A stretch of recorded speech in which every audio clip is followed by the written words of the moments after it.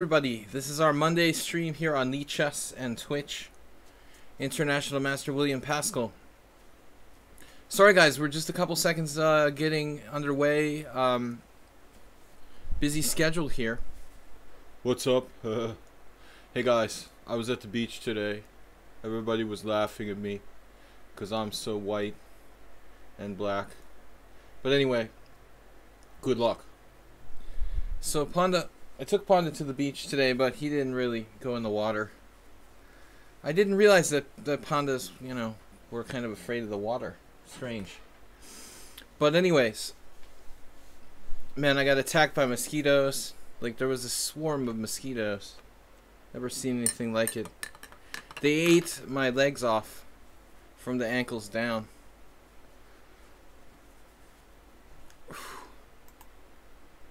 For me, being a grown man with a teddy bear, it's a teddy panda bear. Whew. It is really hot, guys. So we're going to get started with any kind of challenges between 5+3 and 7+3. Just let me drink my drinks and get started. I'm really happy to see all the people taking part in the stream here in the chat. Arsenal fan, Slagehog. Arsenal fan, Bob Sakamano, scrolling down. You guys had quite the trollathon there. Ananas, Bob Sakamano, I said that already. Who's that? That's me. Sometimes I confuse myself. Mr. Coffee, what's up? But I want to create a panda emote. Yeah. What happened to Roll on a Troll? I don't know. Roll on a Troll, I got I got angry with him because he was doing something. Now I don't even remember, it's so long ago. It wasn't serious, but he hasn't been back. Made a snide comment, some sort of snide comment or something like that. Alright, let's get started. Ananas, man, pretty strong players here challenging me. I'm not even warmed up. I've got a really good built-in excuse. Alright, I'm going to play as solidly as possible. Yes, I'm a chicken for playing G3. It's extremely hot. I got my Kwang towel here. I heard there's a strong tournament taking place in China soon. Kwang will be there. With the towel, no doubt.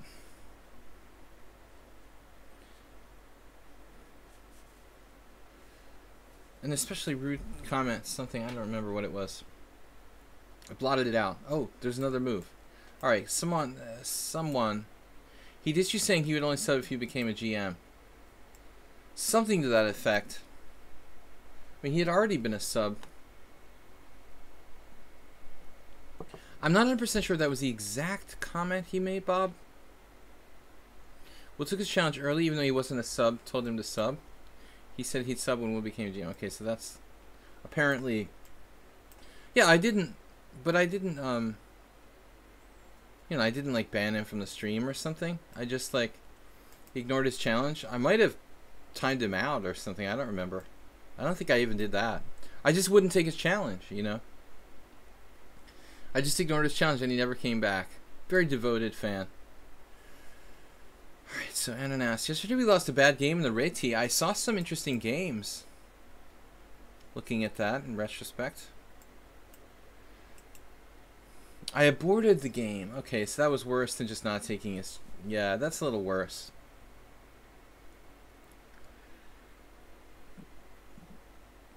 That is a bit more serious. I resigned on move 4. I just resigned. Or aborted. Well, I don't know if I can abort. I just resigned. Alright, Ananas moving instantly. He's not wasting any time. He's got...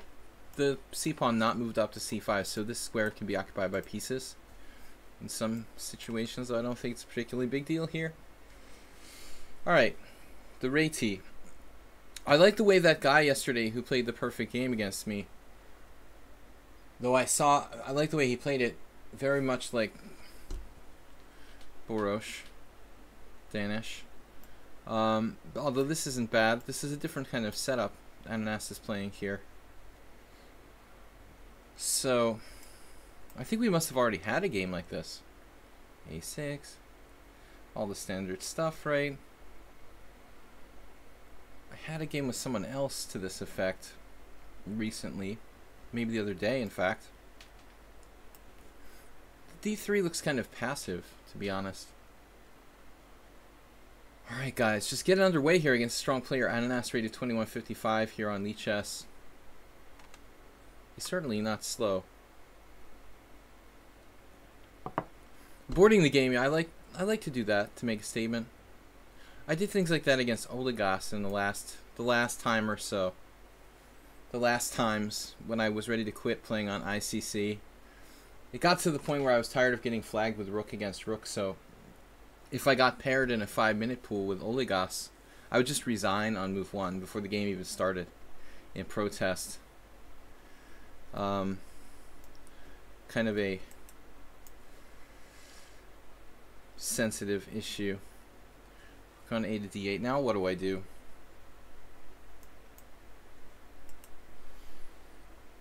This move might be dubious. I'm trying to borrow an idea here from Galyash Miklos. Not a huge fan of these type of setups. Easy to get a good position for white. Feels good to... Yeah, it's difficult to make progress in the center. I agree with that assessment. It's Tushar in the house. Welcome everyone. International Master Will Paschall. We are taking the subscribers first. Was D4 not playable? It was absolutely playable, but it's leading to a totally different game. I mean, if I play D4, all, hell breaks loose. It will be a very active game with hanging pawns and whatnot. I'm not a fan of my knight on G2 in this particular position. Sometimes it's good to have the fianchettoed knight, but in this particular one, not what I was looking for. I mean, what's he doing? Is he heading for the hills here? Is he going back to C6? Is this a fancy way of rerouting his knight to C6?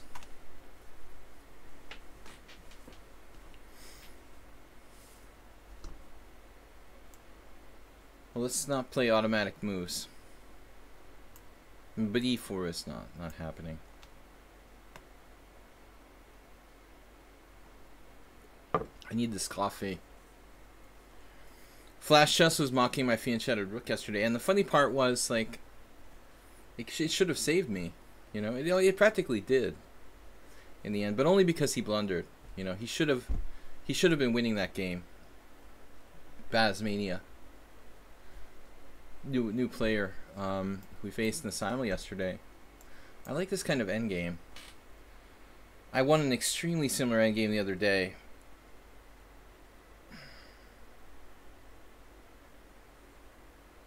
I just don't know if I have time to mess around here.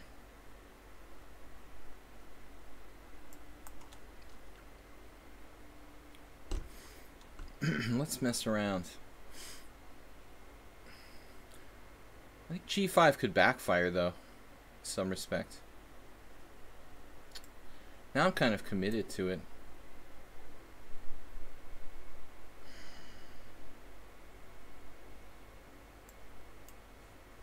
Maybe I should have just played Rook D2 instead in the first place, which was my original plan.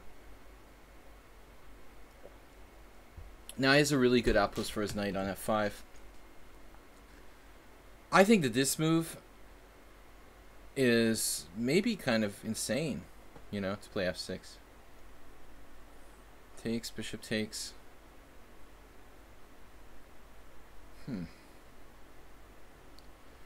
But not completely insane. What am I doing, actually? He's very compact. This is a weak move by me. Double weak. Weak.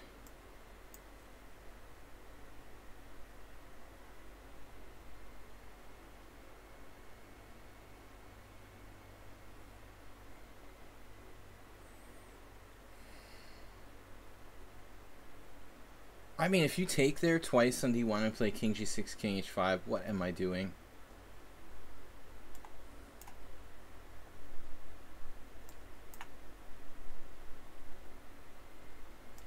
Now it's a whole different ball game. Now white is just better.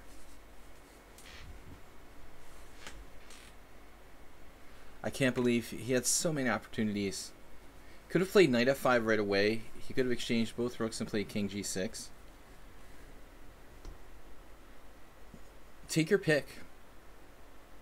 Yeah.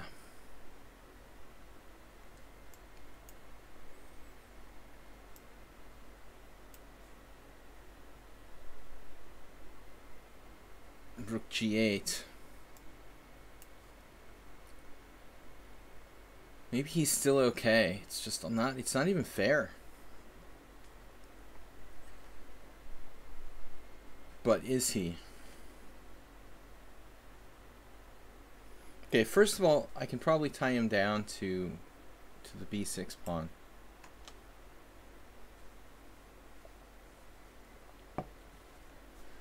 It's funny that I have the minority there, but he's just like immobilized.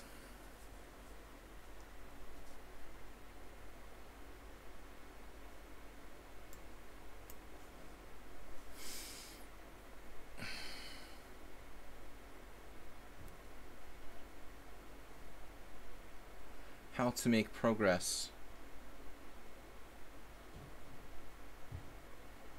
All right, I'm gonna have to just close the door here because I know what's happening.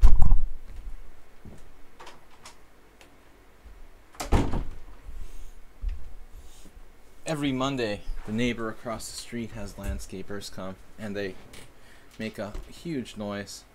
First, they slam the doors of the truck. Then they slam the ramp for the truck down on the cement. Then they have to like use ride mowers to cut like a really small yard. Okay, king e7. What do I do now? Can we make progress?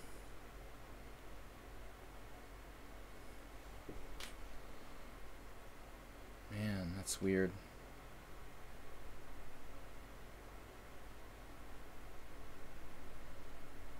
You play against an IM and a candidate master now? You're playing 2 games? Oh. You might have had rook g. I think you might have had rook g1 there, my friend. That looked like a good move. Yeah, that's how rooks move. Subtle threat. Let's just play rook d8 and trade the rooks, and you're all set. All set. Rook d8, rook takes d8. Easy game. He did it. He believed me. I don't believe it. Isn't this just winning for me? Like, qualitative pawn majority. Quality versus quantity. My quality is better than your quality.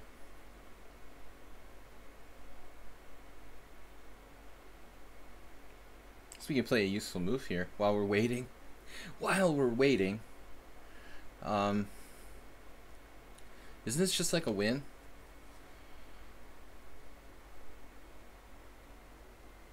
I mean, this should be a winning king and pawning game now.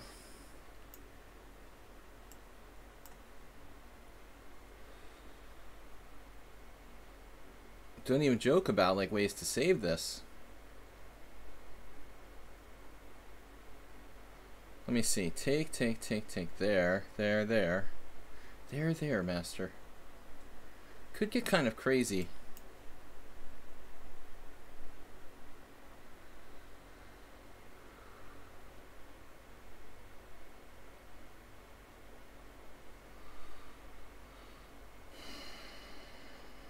Well, I guess it doesn't matter, does it?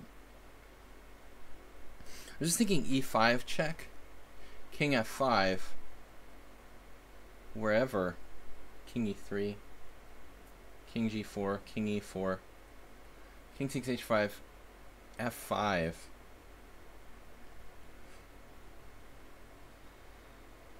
That looks brutal.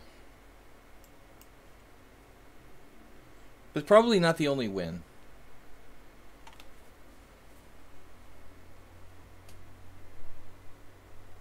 Arsenal points out that there is a CBA5 idea. In addition, the C pawn is fast as well. There could be like a race situation there.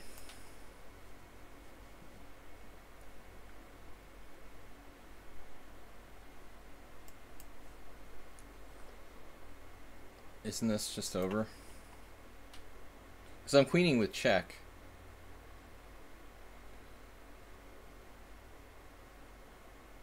But it's still not so simple. Oh no. Oh, this is kind of funny now. Another one of those crazy endgames.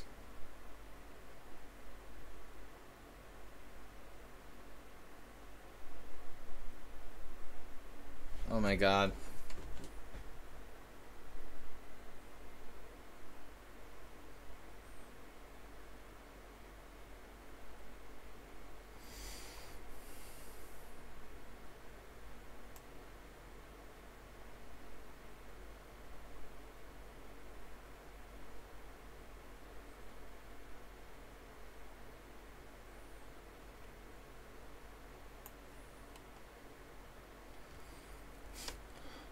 Is this the best move?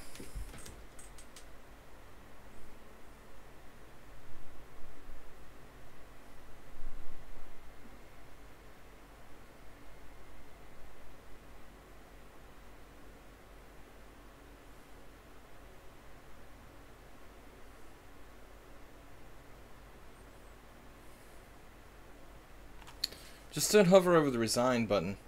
F takes E, king g6, king d5, and wins. Why? Is this so clear? I mean, you have b5 here. Is it too slow?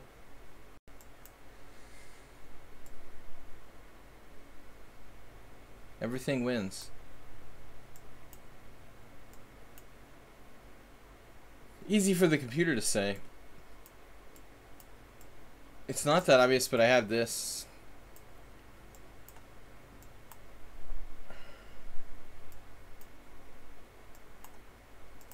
No, I didn't see this, so I thought it was more complicated than necessary there. All right, so I'm gonna take the subscribers. Dimitri's not a subscriber, I don't think. Super Sev not a subscriber. We're gonna play Mule Skinner, who's really tough.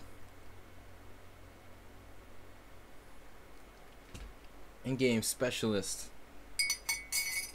The saddest I've ever been watching a chess game was seeing Ananas get flagged in a drawn bishop's color endgame as he mumbled and sighed to himself. What? I wouldn't do that. I wouldn't do that. I wouldn't flag him an opposite colored bishops, a draw opposite colored bishops, would I?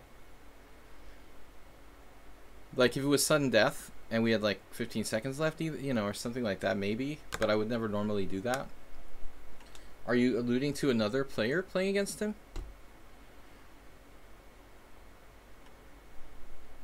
Alright, we're going to play Mule Skinner next. I'm going to take the subscribers, guys. Thank you for supporting the stream. Where's Asterbait today? I hope he didn't get in trouble. He's been here for like the last 15 streams in a row. So it's strange not to see Asterbait. Anybody see him in the Discord channel today?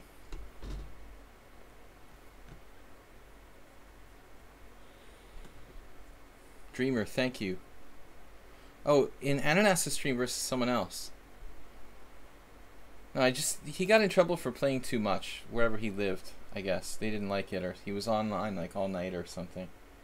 So, that was like a while ago, last week or something. So I hope he didn't get in more trouble. Alright. They said he wasn't supposed to stay up all night, so playing chess. So now he's not here today. Seems like we lost Mule Skinner. HGGGG. Spectacular Camel, S4. Thanks, guys. Oh, S4 challenged me. Alright. Well, I mean, we'll take Mule Skinner if he comes back. Asterbait is becoming a chess junkie. Yeah. Alright, against S4. Lost again against S4. Ask for. S4. He's idle in Discord.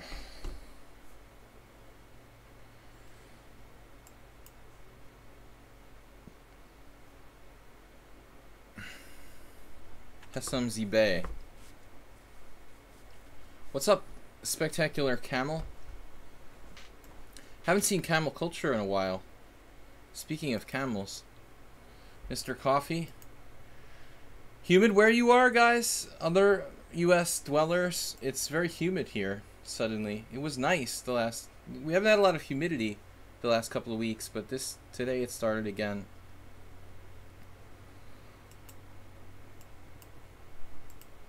Some weird openings today. I was not planning on it.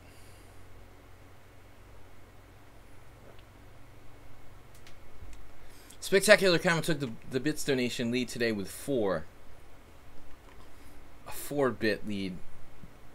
What's up, Mule Skinner? I just aborted your game because I didn't know where you were. Just re-challenge and I'll take your challenge. I'd be happy to take your challenge next. So S4 playing the kind of Panov with D6 instead of D5. I always go... In this position, I always go knight f6. It's actually kind of modern defense against the English. I go knight f6 here. But he's playing a line. This is a well-known line. I'm not sure that d5 is the best move. Spectacular Camel 4 is a lot more than none. Thank you very much. Knight d2. Knight d2 is like Korchnoi versus Fischer, I believe. Famous game where Bobby sacked the exchange to try to draw and succeeded.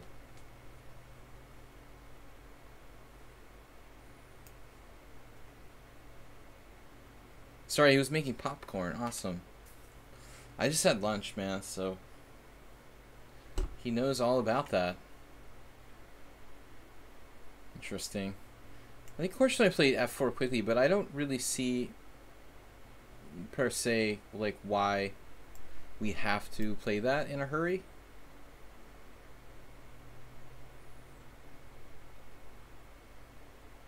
I'm sure we can make a lot of useful moves here with white.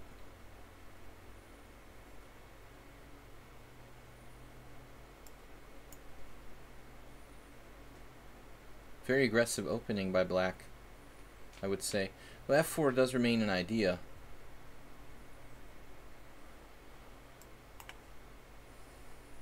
I feel like my position is slightly passive. I've only lost 3 in a row against s4. 2 of these are simul games, and the other one was 3 of them simul games. Okay.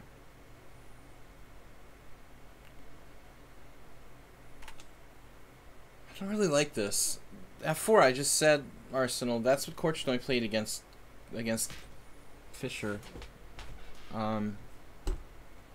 This is like best move contest. Absolutely the best for black here.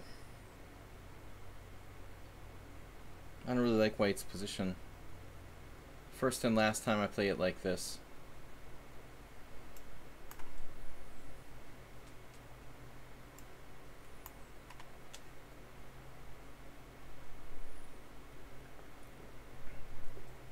And yet he uses 0 time for the game.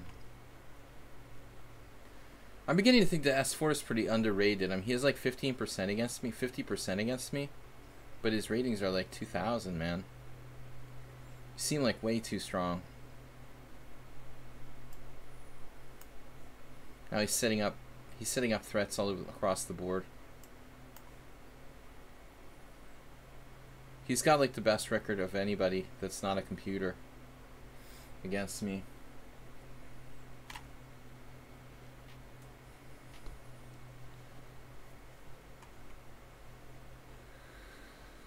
So Mule Skinner is even criticizing the F-pawn.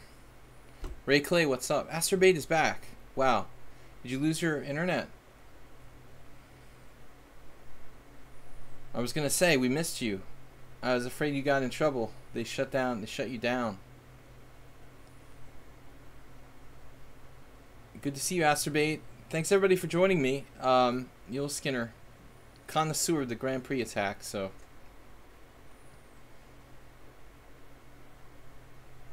There it is. Yes. Well, yes. There it is. Tactics.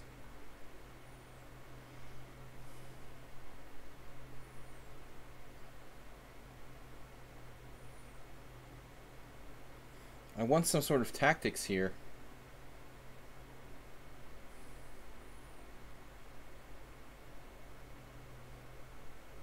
What about bishop c4? What a strange move to play.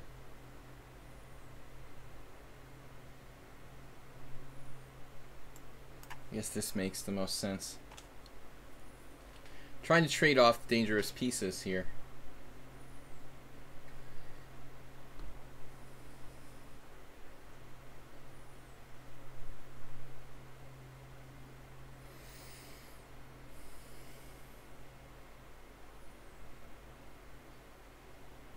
I was looking for some sort of sacrifice, like rook takes d5. I don't think I have that. Yesterday I walked into a nasty tactic, and not only does he play well, but he's super fast too. And S4, what is your blitz rating? Sorry. What is your blitz rating? He doesn't have many blitz games. I think he should be 2300 in blitz. Easy.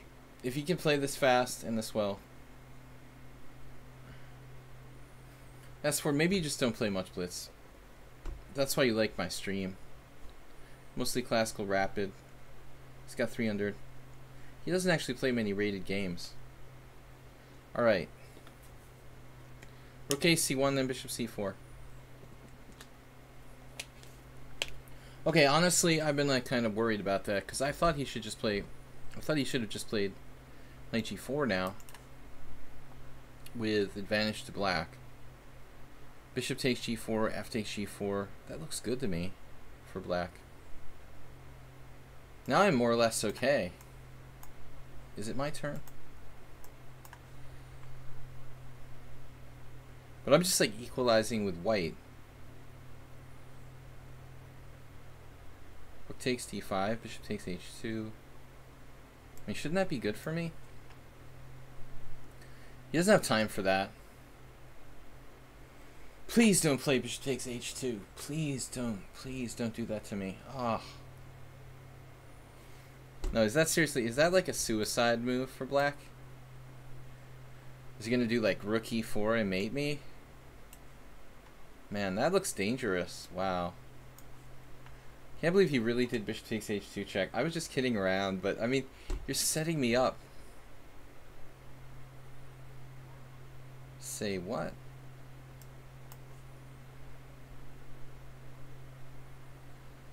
Did he just lose something? Yeah, I don't understand what just happened here. I'm still scared. I'm still scared.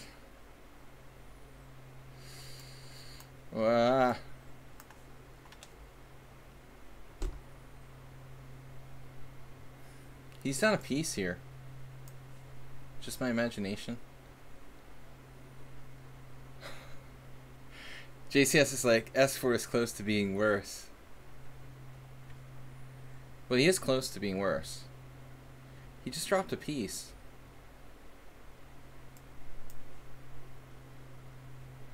Still got some sort of cheapos.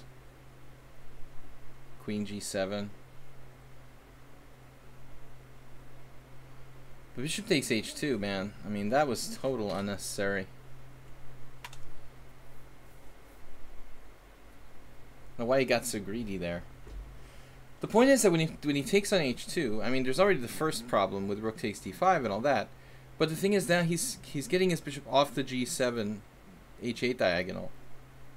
And that means that I'm going to have queen c3 and all kinds of menacing threats on the long diagonal myself. That's why bishop takes h2, I was just joking, I wanted him to play it, because it like abandons the defense on the diagonal. I follow you now, JCS.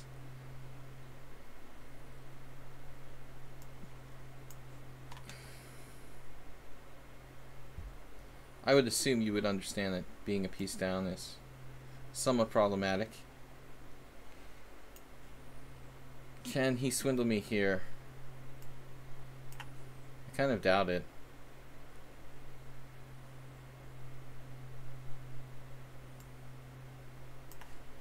Try to trade pieces when in doubt.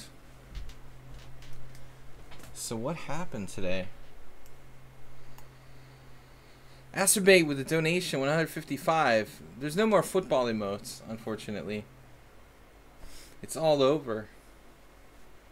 You should have like a French flag emote.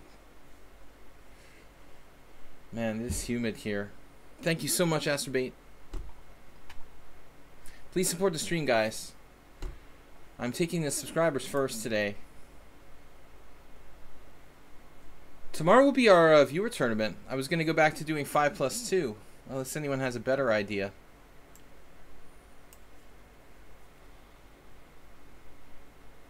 Threats of a sort. Assorted threats.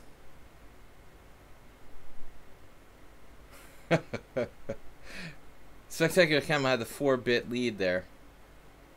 He's just blowing Spectacular Camel's donation out of the water. Now how do I finish him off here? I feel like the end is nigh. You know my weakness for king and pawn end games, but I just don't see one here. What am I missing?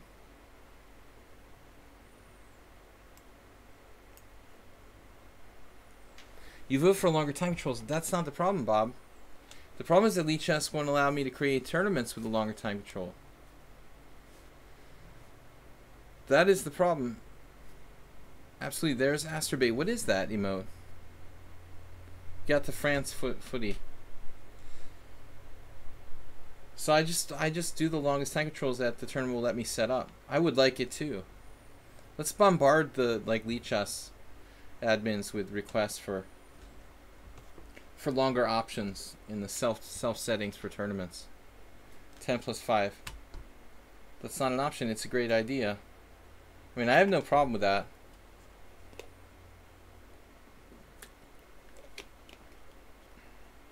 Still no finishing blow here. I allowed him to play Queen H4. Can't believe it. Now he's really got counterplay.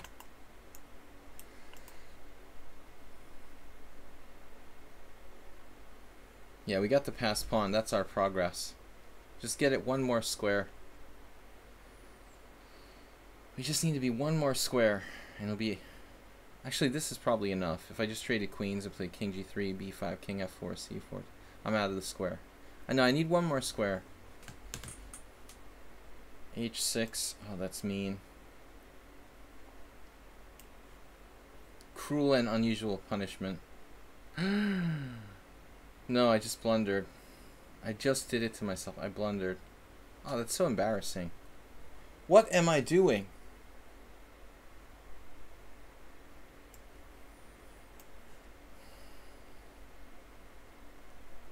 Alright, S4. I hallucinated. Hallucinated.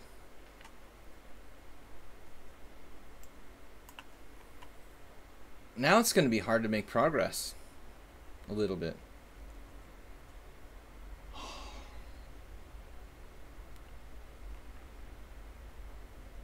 Alright, back in your box. I actually have to calculate. Gosh.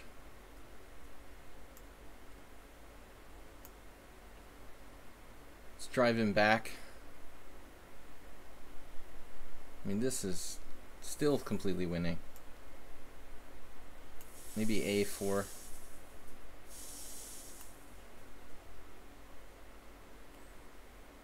A4 is actually almost a risky move.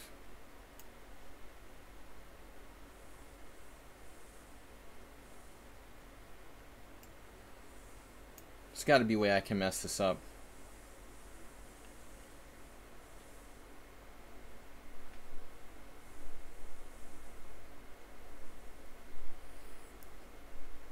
Queen h4.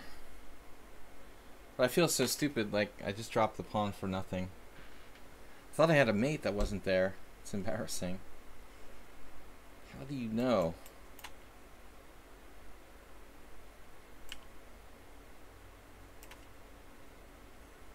Now e4. Just gotta finish him.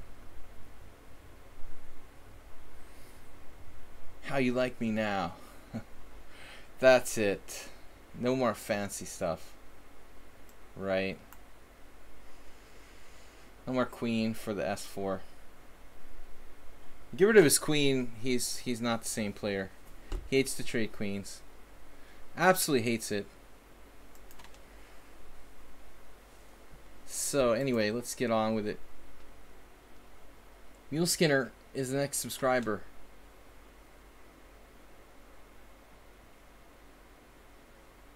D Bart. LD Bart. Wait, this is a new subscriber. Wait a second. I can't even see. Dude, I can't hover my name. Let me just click. LD Bart. LD Bart. You're a new subscriber. When did you subscribe?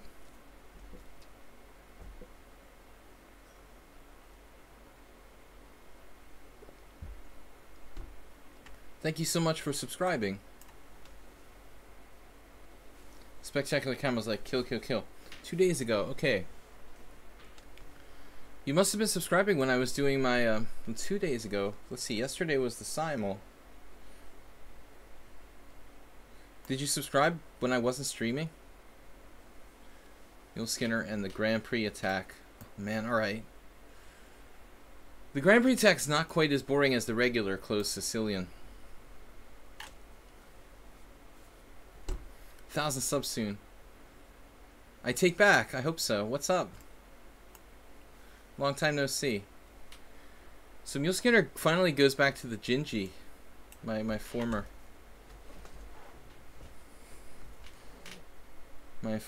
sensei for a brief period. Bishop d3. He taught me how to like curse at people in caps and stuff. That's like the main thing I learned from Roman. They want $100 to fix it but don't have that cash. Anyone have any suggestions? Your little eight was on the phone with Yahoo. According to them, my IP address has been hacked. They're monitoring all connected devices to this IP address. Dude, that totally sounds like a scam.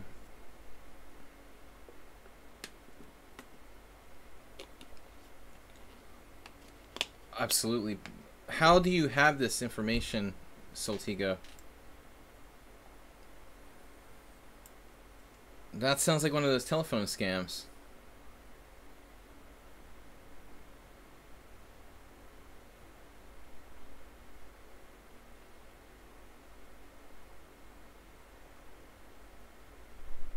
Yeah, dude.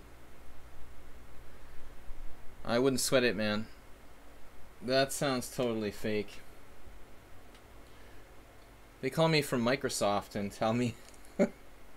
I love it. They call people that don't have computers. They're like, yeah, your IP address has been hacked. The guy's like, no, I don't even have a computer.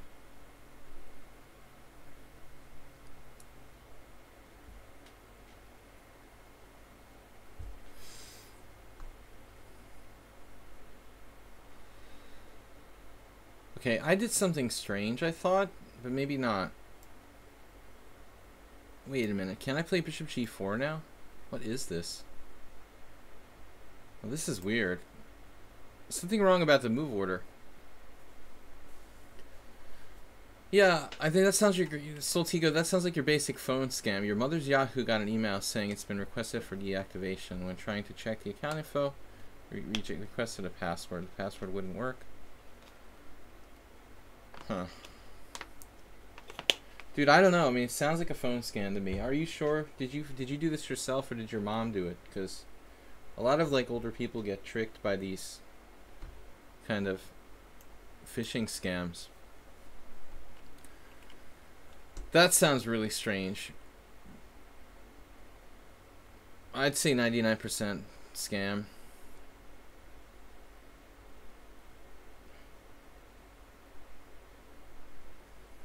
Alright, what are we doing here?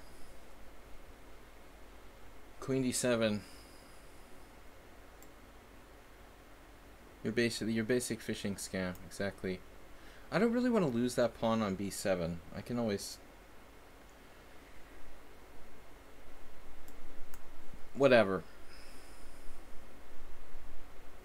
Yeah, I mean, that's the thing. If you clicked on an email, or your mother clicked on an email, and that's like a phishing mail, I mean, you could have got yourself in trouble that way.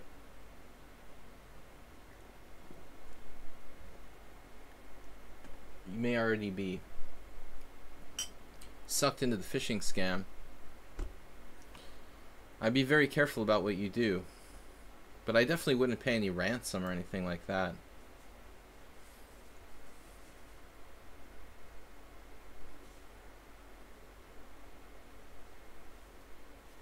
Did you try actually calling Yahoo itself? Like the real Yahoo?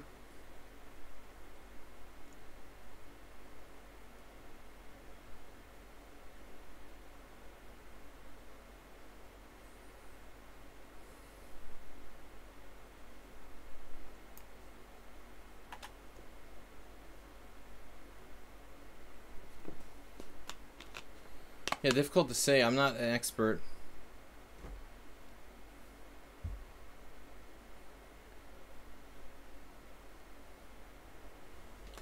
But I know I just don't...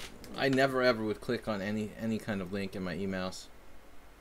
I've seen some really very convincing phishing emails.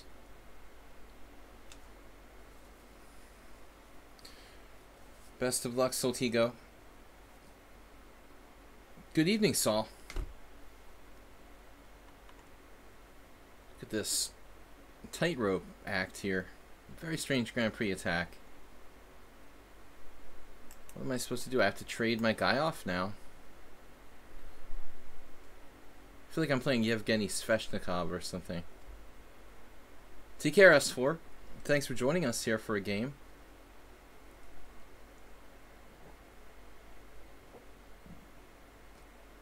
I'm just going to castle here, and I'm going to play f5, it looks like. White might be slightly better. You just have an unopposed bishop pair, although it's a fairly close position.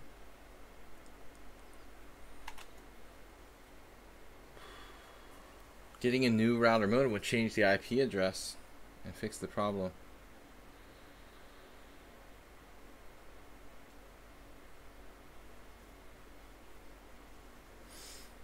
I am not an authority. Bob knows best.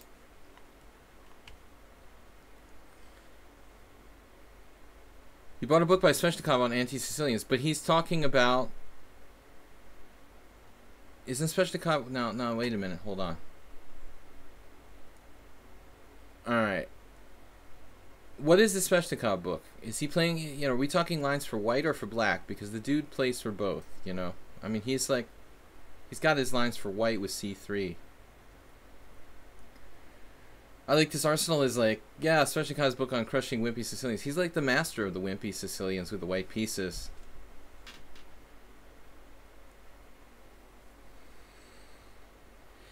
Spectacular Camel kind of knows quite a bit.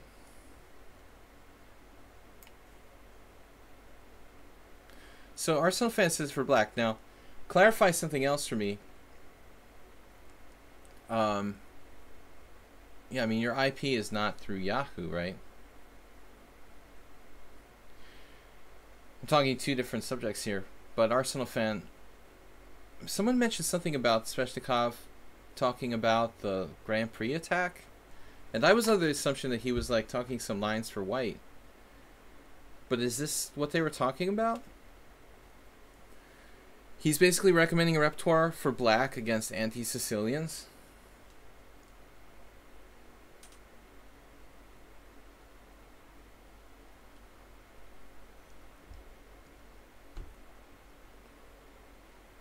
He wrote a detailed book on C3 Sicilian, which he comments on in his book. He says the lines which he feels are most critical are in a chapter in this book. No, but I'm not talking about C3 Sicilian. I was wondering about his recommendation against the Grand Prix attack. If that was, you know, the standard knight f6 gambit. Somewhere someone mentioned this on the stream. And I just kind of assumed they were talking about Sveshnikov was for some reason recommending the Grand Prix attack with white. Saying like it had a little bit of bite or something. So against the Grand Prix attack, his recommendation is knight c6 and e6. That's entirely possible. Why do I have this association of Sveshnikov and the white side of the Grand Prix attack with 2f4 in my mind?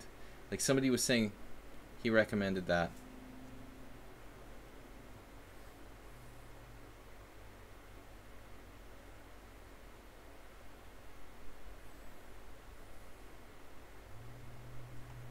Alright.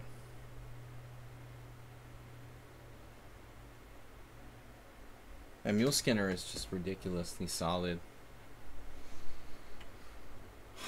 What do you do with a guy like this? I mean, seriously. It's just killing me.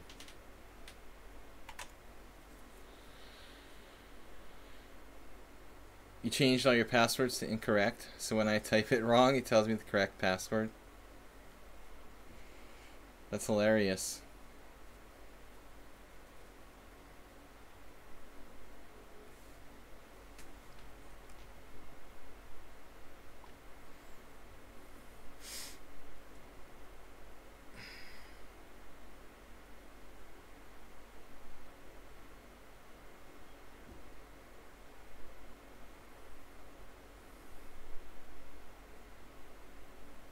Nice play here by white.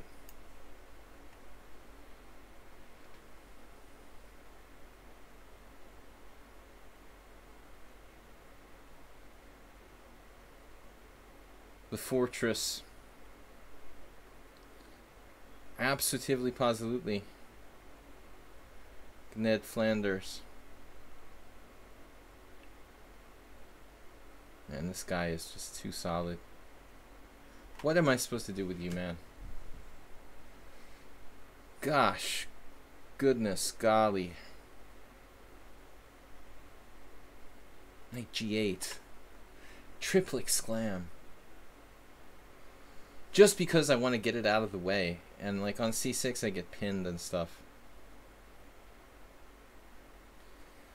Triple exclam. Just getting it out of the way, heading for f6. Okay. Fell into my little spider web. I'm just kidding. He just does that. This is reminding me of the last game I played with you, dude. It's starting to make me mad. Seriously. You won't like me when I'm angry.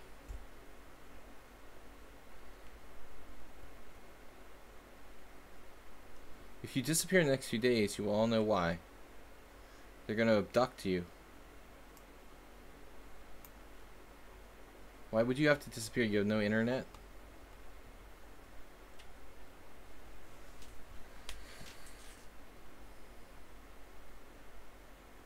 Still sounds like a phishing scam to me. Man, this dude is just crushing me. The master of positional play. Wow.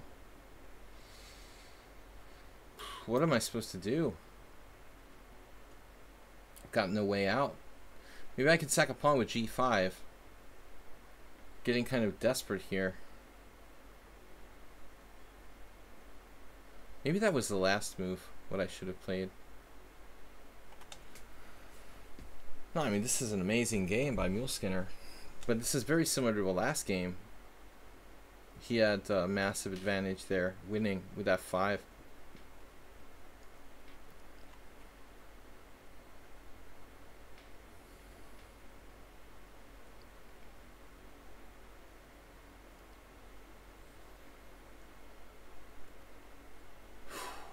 We are in big trouble, guys.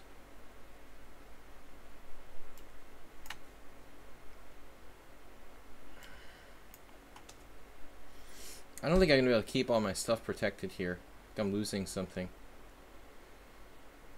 Yeah, this is lost for me. Wasn't really a good way to play this position. Plus he has more time too. Nothing much to do. Take Back is talking about Soltigo's situation.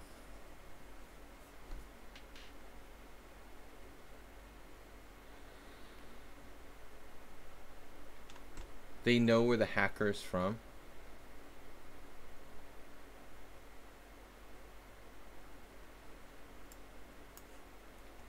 Like this guy at Yahoo told you, yeah, this hacker's from Russia. Like, that sounds like a lot of information.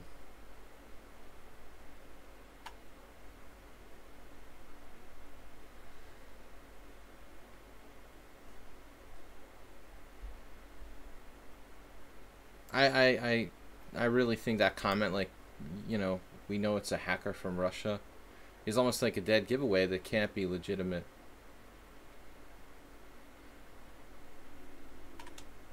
Like, seriously, I agree.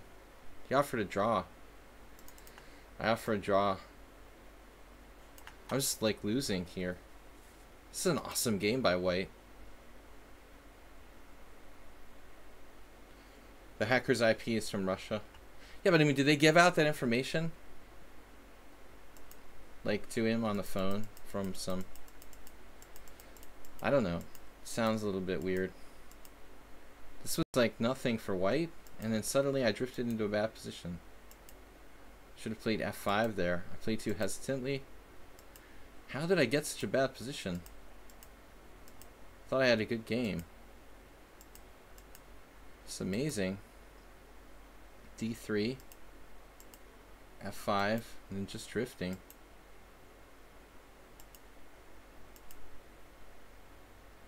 White's just better.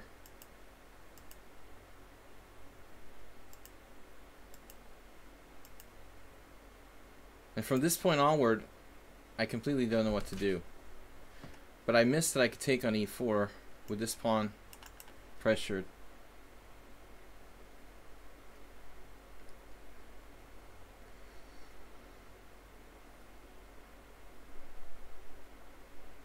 So f takes e4, I missed it. I'm just basically losing here. You shouldn't offer draw. I mean, Mule Skinner does get in time pressure, but this looks very, very grim. Rook c8 was really the final straw. I'm just losing a pawn after that. But I don't know what to do. You know, I'm in a very bad position here. Nice game, Mule Skinner. So Erdna is not a subscriber. Why is White offering draws here? Because he's got a bad score against me, and he tends to melt down in time pressure. That's the only reason. He knows he's better, almost winning. Yeah, the important thing is he got on the scoreboard. Erdna's like, yes, I am. Wait, are you a subscriber or not, Erdna? It doesn't look like it. Oh, you're here. Okay, Haberbomb, I can't play another Nimzo with you. You're getting too good at that. Who you just outplayed? Yeah, well, he's afraid he's going to lose on time. I mean, but with the increment, I mean, it shouldn't really be a problem. I hate the closed Sicilian so much, man. It almost makes you not want to play that opening, but pretty much anything you play, he'll play that style of game against you. I have to go back to playing e4 d5 against Mule Skinner, I think. It's going to be the only way to avoid that problem. Try to force it open like right from the first move against a player who loves closed positions like that. This is the chess Ponda. Hey, what's up, guys? Tomorrow we're gonna have a blitz tournament, 5+2. It's gonna be casual. Everyone's welcome to play. Please have at least 30 rated games, blitz, so you can play. It's tomorrow, 4:30 p.m. EDT. All right, and there's a bonus for everybody who plays h4 and h5 on the first moves. Okay, bye bye. That's Ponda's just making that up to get people to play weird openings. Alright, Haberbomb, I'm gonna play this. We're gonna play, I'm just saying 30, you know, Ponda, excuse me, it's just saying 30 to scare you guys. I mean, I can always set it to 20. Haberbomb, this is actually the best move. Most people play knight to g5. It seems to be superior to play knight d2. Why don't you play the plans with rook b8 or the Botvinnik setup? Yeah, but that wasn't a proper closed Sicilian, right? This is a Grand Prix attack. Remember, it was a Grand Prix attack, JCS.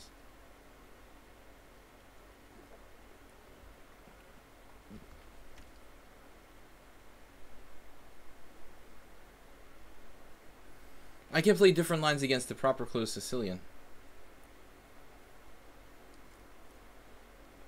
So queen c2.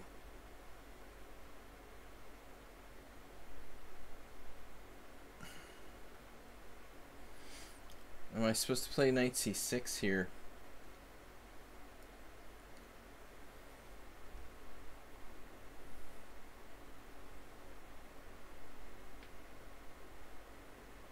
Been a while since I played this. Or queen e7. Queen e7 f3. Knight c6 e3.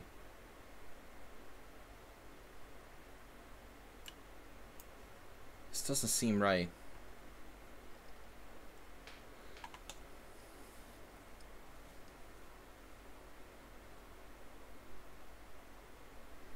What's +1 worth in a position, rating-wise? It's a good question. Valid question. But I think in a casual game, you should just go for it. Of course, you improve your score on the scoreboard with a draw. That's important. If you feel that's important, there's justification. So queen e7, knight d5, take, knight takes d4. Doesn't work.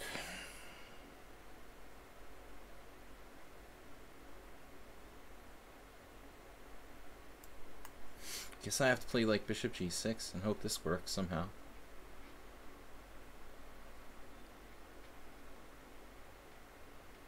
But exactly what I have to do be a subscriber.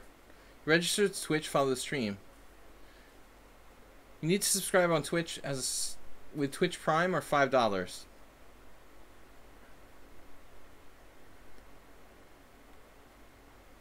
Arsenal fan, not everyone is as fearless as you, you know. We give Arsenal credit for being pretty darn fearless. So now we're looking at tactics to try to win this pawn back. Right?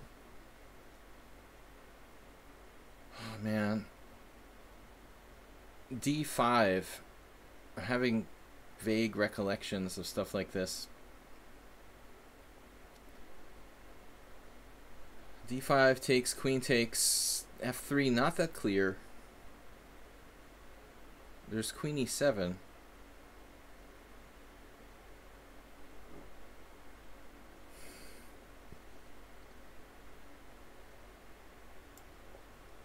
I don't know what else to do. I get my pawn back. Oh, Arsenal, I think you're a very aggressive player, sometimes too much so. Knight before drops a piece.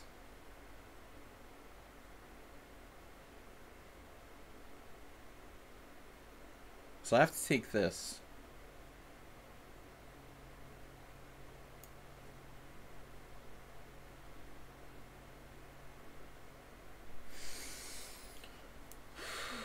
This is my second bad position. Today's like the day of like dubious positions.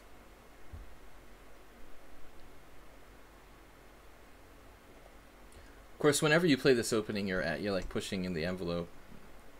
This weird old Indian. Definitely not sound. But I forgot the theory here. Knight d2, bishop f5. Queen c2. Yeah, that particular move messed me up because they always play e3.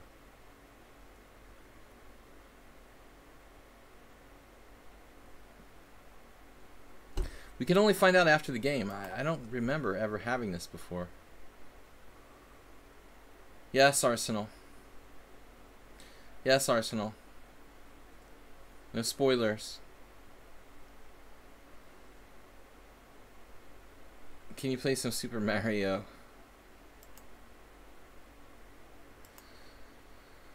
You play E3 there? I mean, I don't think E3 is very good. I'm just losing my bishop on F5 and winning a piece for a pawn. I mean, I'm just losing a pawn and losing my center. No, no, no. It's a bad variation for black. It's overly risky and it's just not good. But I'm trying to find the best of the bad here.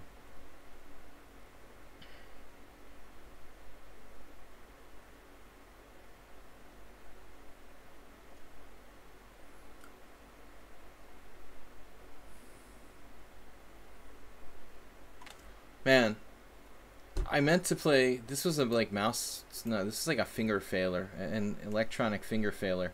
I have to play bishop takes e4, bishop takes e4, then f5, because he had bishop g5 now. I mean, I saw it and then I forgot about it. This just wins instantly. Just wins instantly. Maybe I get 3 pieces for. Wait a second. Oh, let's see. Bishop g5, f takes e. Oh, this is awesome. Bishop g5, but I'm still going to be down material. I'm going to have 2 pieces for a pawn there because I already sacked for a queen. I already sacked the piece. So takes, check, takes. I'm lost. Bishop g5 just wins. Man, I'm not really with it yet today. Still white has a good position here. But now, you know, things are a little bit trickier than they were. Maybe black's not so bad. What am I still down? I'm just down a pawn now. That's good. Clear pawn down. Sweet. White's overextended. Arsenal suggesting castling queenside. Well, I'm just down a pawn. So I'm never like, okay.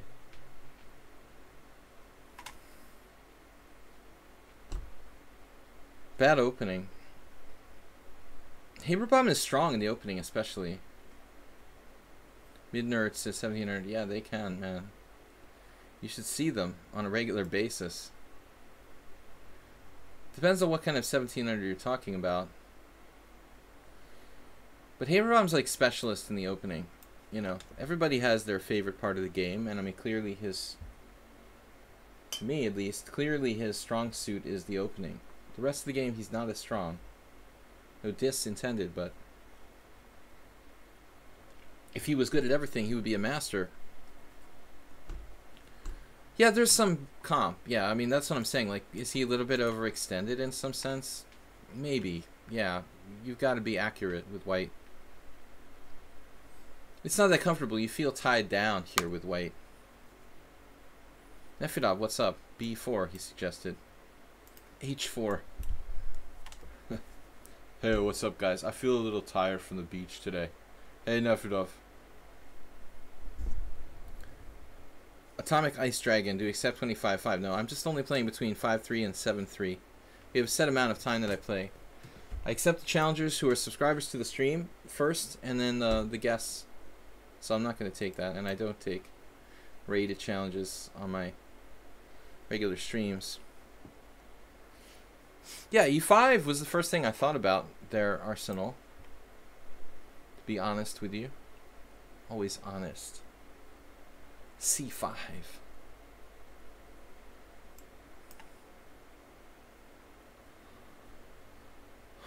Man, how to get a bad position every single game.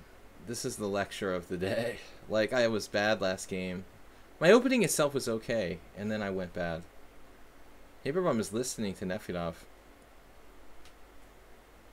Stop listening to Nefedov. Blockade. Like Nimzovich.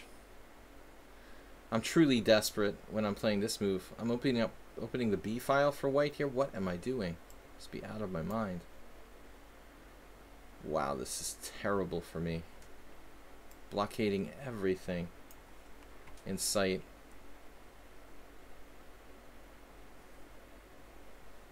Don't worry, I'll win on time.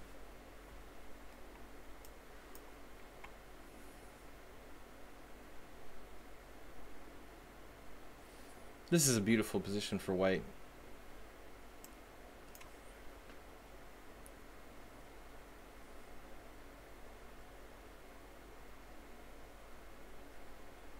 absolutely terrible for black.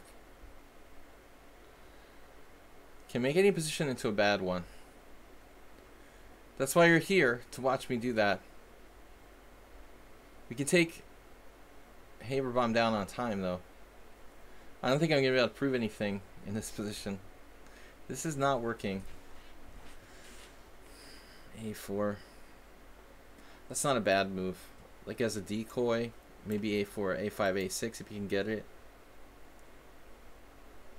0 counterplay. He doesn't have it yet. The A5 move, unless he wants to. He can play it as a sack though. A5 is probably a pawn sack that's fairly strong. To be honest, I am so toast here, but he's too slow. He's playing too slow. Protecting that.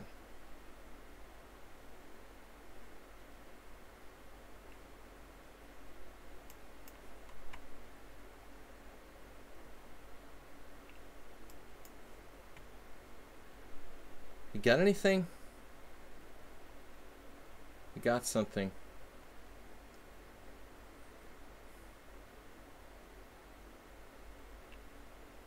I think we've got something. But he's got... I'm actually covering the mate here, so I can't get mated on B7. Now we're starting to generate threats. Threatening to checkmate. Check and the mate.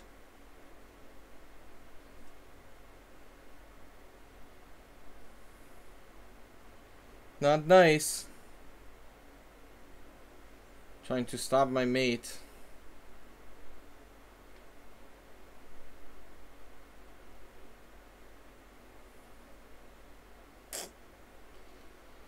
Stopping my mate.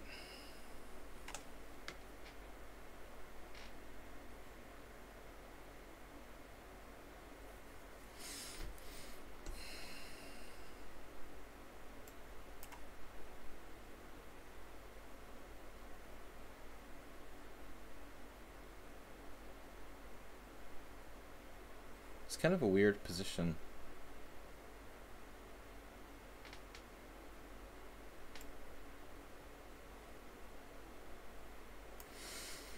How does he defend against that? Double threat. He's got to think fast.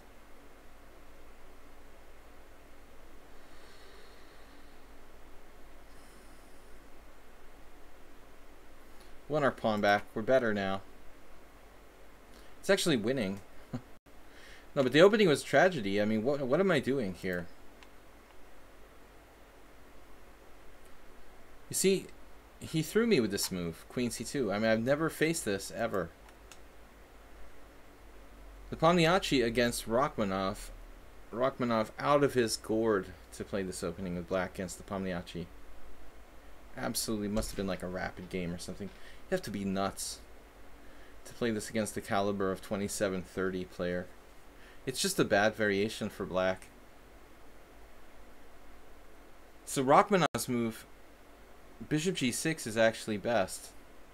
Or maybe not. So C6 is played. Very old game, Raymond Keene, 1979. So the point is, what? What's the point here? Knight takes E4.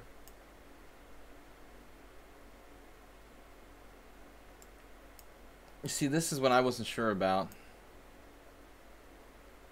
D5, you have a check, don't you? At the end of the day. And then something like King D1. White is better.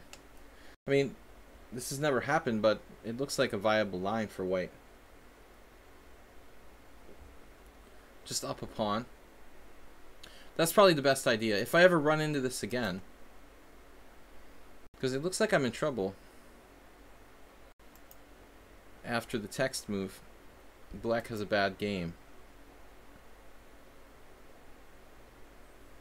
Quite counterintuitive. I just have a bad game here. I thought about this for a while. Wow, there's a trap. C takes d5, knight to b4. Telling you guys, I think I saw this with the engine once, but I couldn't possibly remember it.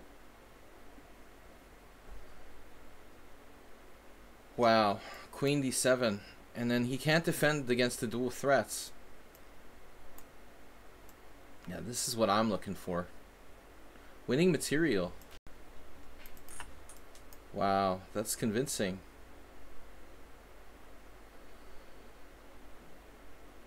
So I had this d5 just like winning on the spot. I looked at it, I was like, okay, knight b4, that doesn't work.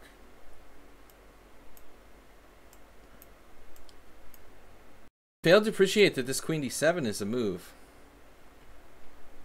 Okay, guys, nice trap there. Bobby Sakamano's next. Arsenal fan, Nefedov, Testosterone. For the non-subscribers, I don't know if Aaron does subscribe, but you guys just have to wait for today till we get through the subscribers. Bubula. You guys, did Soltigo leave? Any resolution to his story there? He's rightfully upset. I don't know what to suggest, though. Was there any resolution with the Soltigo thing? Sounds pretty sketchy to me. I don't know. Best of luck, Soltigo. I mean, I'll help you in any way I can, man. But I'm definitely not an expert.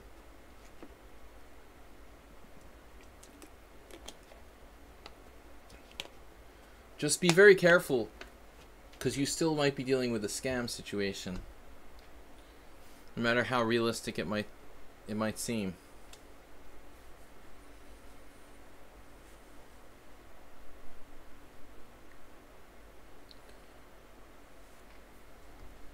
Soltigo, some of you might want to talk to my friend Hal.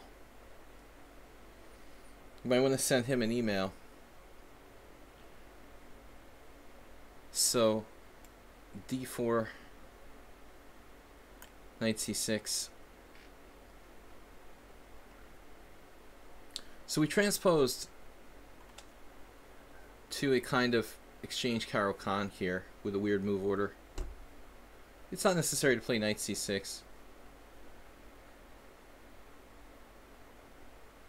You can play knight f6 first, for example, in this move order. I could also play bishop g4. I think that's the most common move. Actually, black's safest move, you might say. Yeah, be as cautious as you can, Soltigo. I agree with I take back with the two-step verification. Now he plays bishop e2. How to do this? Basically, bishop g4 is normal. Bishop f5 also possible.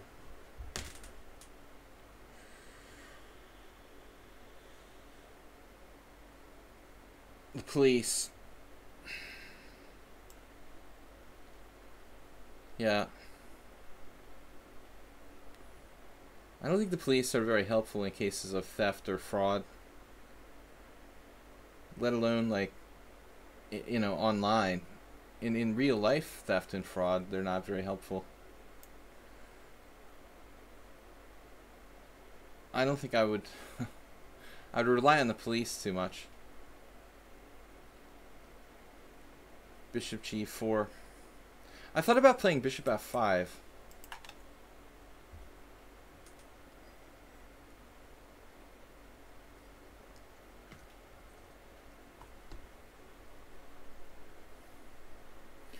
I've had several, well, twice I had cars stolen, and the best you get the police to do is, like, probably, like, you know, they'll let you know if they find it or something like that. As far as, like, looking for it, forget about it. You know, we'll let you know. Hey, if it shows up, we'll tell you where it is. You can go pick it up, okay? That's what happened in one case. One of my cars got stolen. There was no question of, like, you know, prosecuting anyone or, like, anything like that. It was just... The only question was, like, do I want to go get my car? Because we think we might have found it.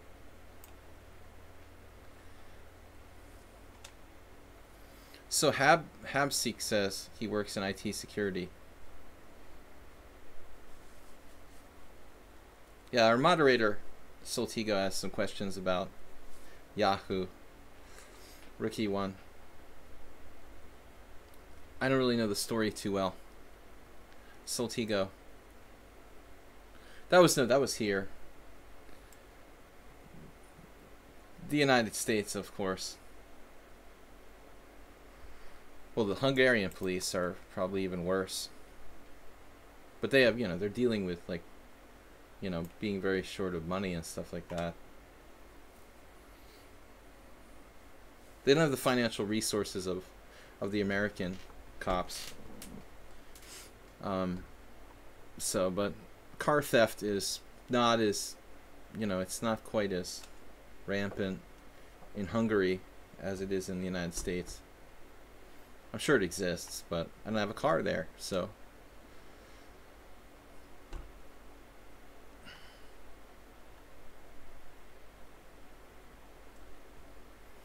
Okay, guys, tomorrow night we're going to have our subscriber stream. Our viewer tournament for the week. Thursday is subscriber stream. Tomorrow, Tuesday, we're doing a 5+2 Blitz viewer tournament at 4:30 EDT, the same time I started this stream. Man, I don't really want to trade pieces here with Bobby. What is my plan? Like rook c8. Sometimes I try to put pressure on this pawn on d4. Maybe that's the way to go here. Queen b6. You know, I could play this in a very materialistic way. Like bishop takes f3, queen b6. Just cold winning a pawn. I don't know about this. This pawn is always dangerous to grab, but it looks grabbable.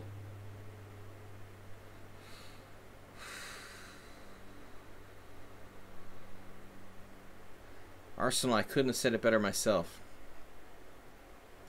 Vandalism. Yeah, that's universal.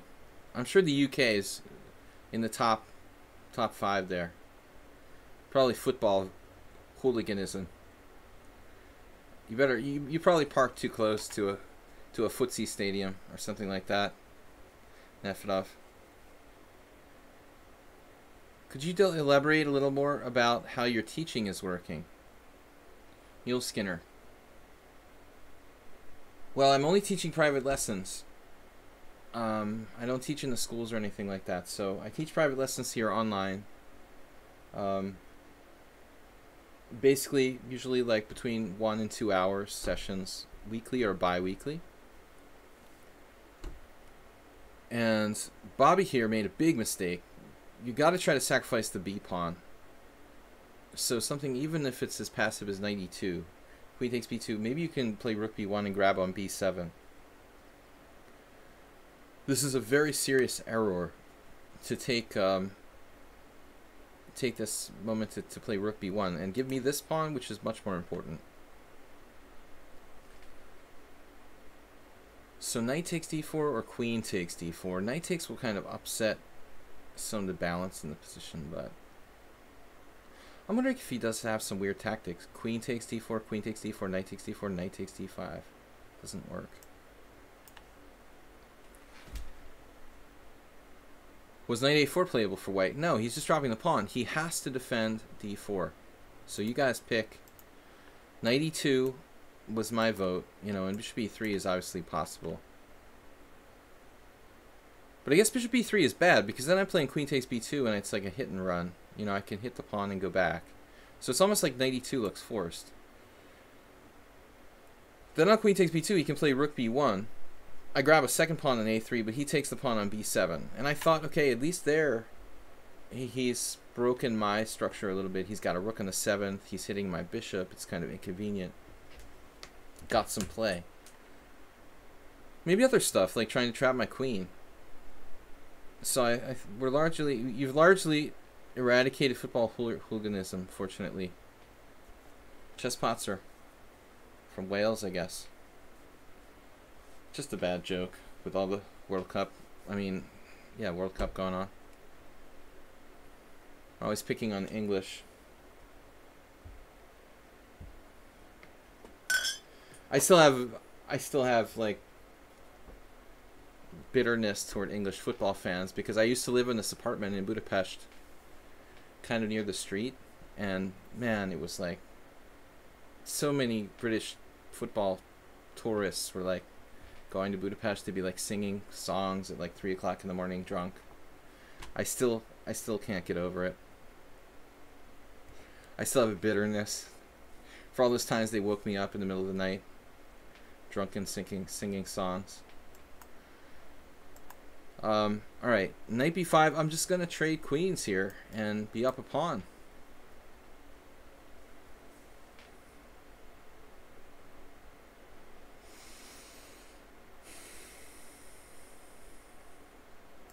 If you're wondering about the towel, this is my Quang Liam 2700. Good job I wasn't there. It's a good thing you weren't here. Alright. Clear pawn up. Bob is flagging, both in position and on time. c4. Perhaps a desperate idea? Stir things up? I don't think so. Bob's opening not really good. It's just dropping a second pawn. That's it.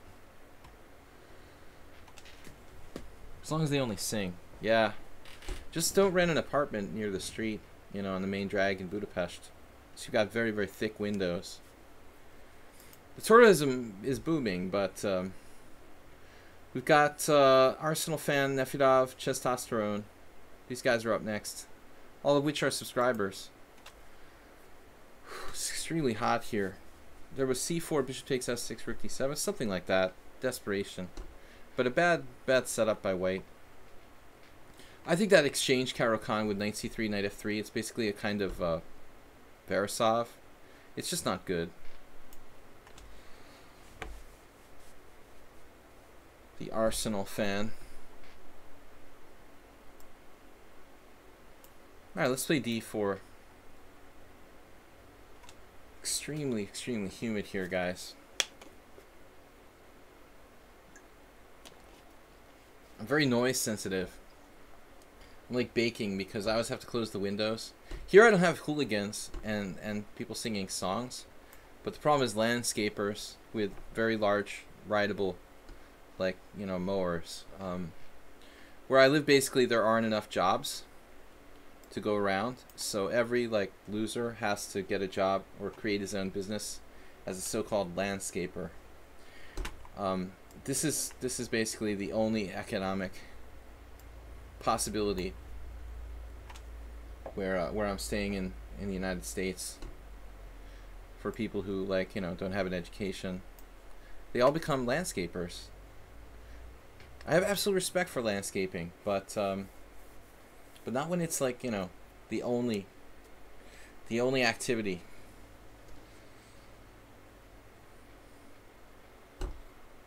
An elitist attitude. Anti-landscaping? Really? Man, it's so hot.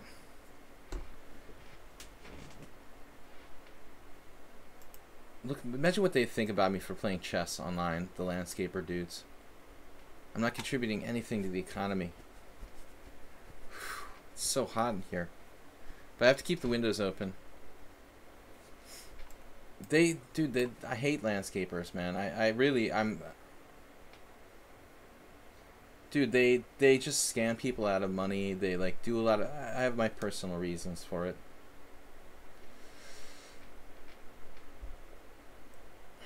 Basic supply and demand. I'm contributing to thought power. I'm not scamming old people out of their savings by mowing their grass when they don't need it. Cutting down trees that are healthy and other such stuff. I'm going to try something weird here. Knight back to d3. I just don't feel like exchanging pieces, and I thought this would be fun, but it does feel a little bit weird to do this so quickly.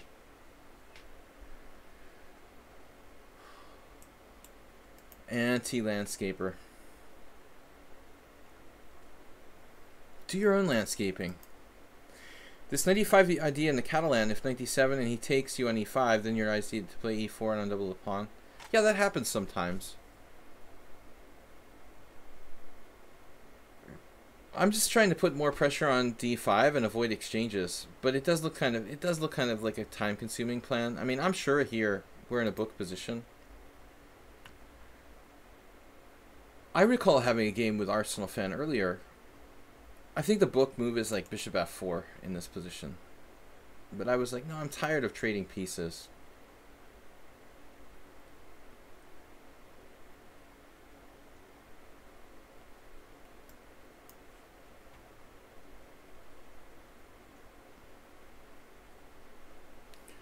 Hiring a landscaper is a luxury.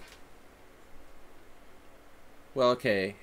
I mean, you know, there are different levels of landscapers. I mean, when I was a kid, you know, when we walked uphill both ways to school, you know, people hired kids from the neighborhood to like cut the grass and stuff, you know.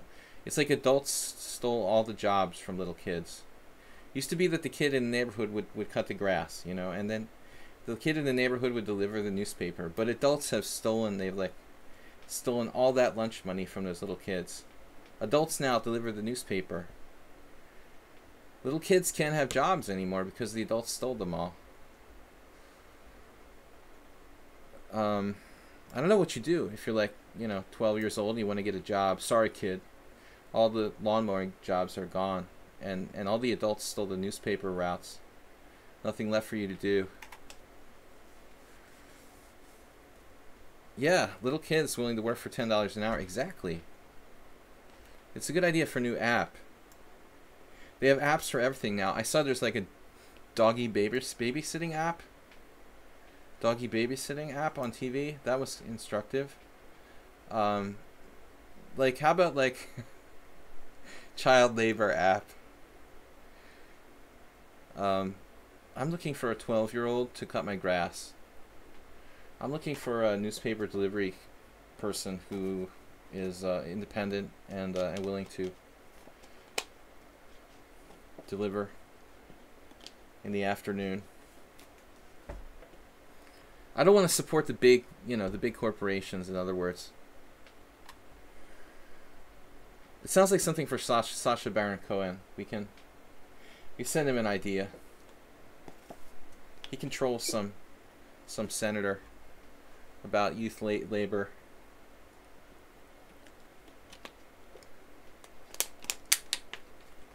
Alright, this is nothing for white. I like the way that Arsenal fan has played this. Pretty solid. Gone through e4. I've avoided exchanging pieces, but I haven't really achieved anything. Like putting a little bit of pressure on d5 isn't that big a deal for black here.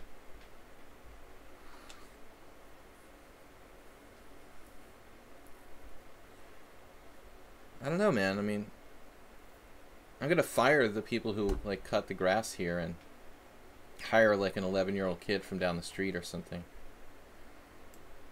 Sick of these people. Okay, f3.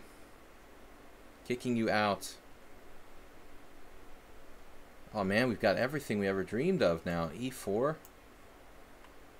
Please don't tell me that Arsenal fan has some sort of tactic here.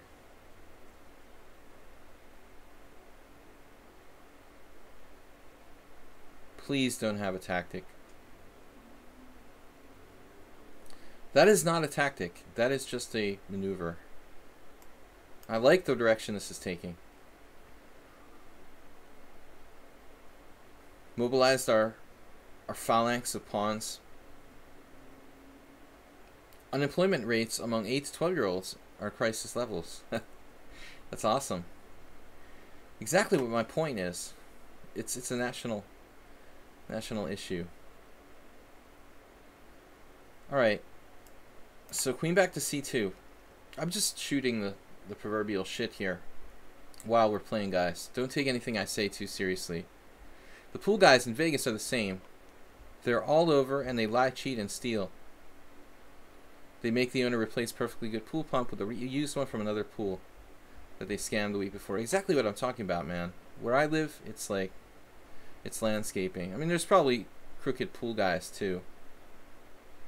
But it just seems like, man, everything is a scam. Soltigo was getting scammed. More and more scamming going on in the world. I guess that's all thanks to technology. Making scamming easier for everyone. And more accessible.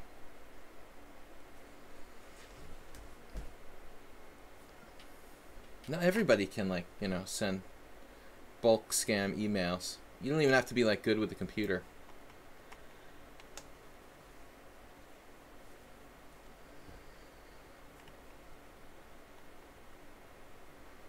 I mean, I like the way this is going.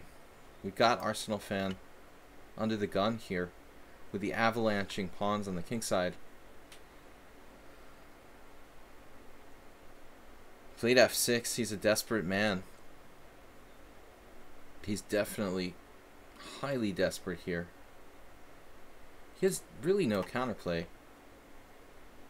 Aha. Famous last words. No counterplay, you say?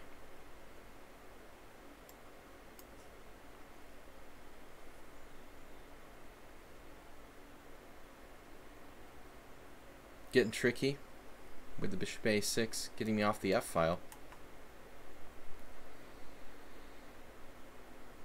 f6 is a courageous move, but actually maybe it was a good thing. Otherwise he's getting rolled. Still white has a massive position, but it's not that easy to break through, as you can see. f5 drops something because he kicked my rook off of f1.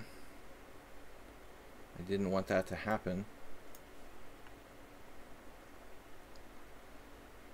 The moment of truth.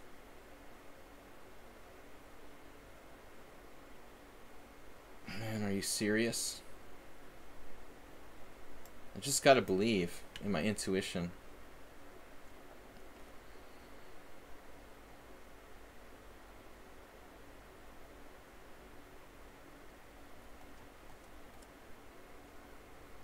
Arsenal's good with... He's good with resources. Natural resources. He's hanging on here. But I like our game. Maybe I blundered a tactic. Did you have knight takes e5 there? Some sort of knight f3 in between move? That was interesting. He was more interested in defending his c6 pawn. He's still got counterplay. Unbelievable. Look how resourceful he is, seriously. Who said that? It looks bad for black, and it is, but still. Simplify. The c5 square, very key. Plus his, yeah, this piece needs to be eliminated. It's defending all his dark squares. Nice dynamic structure going on here. The Nimzovician. The pawn phalanx coming up. Finally ready to play f5. He could sack the exchange there.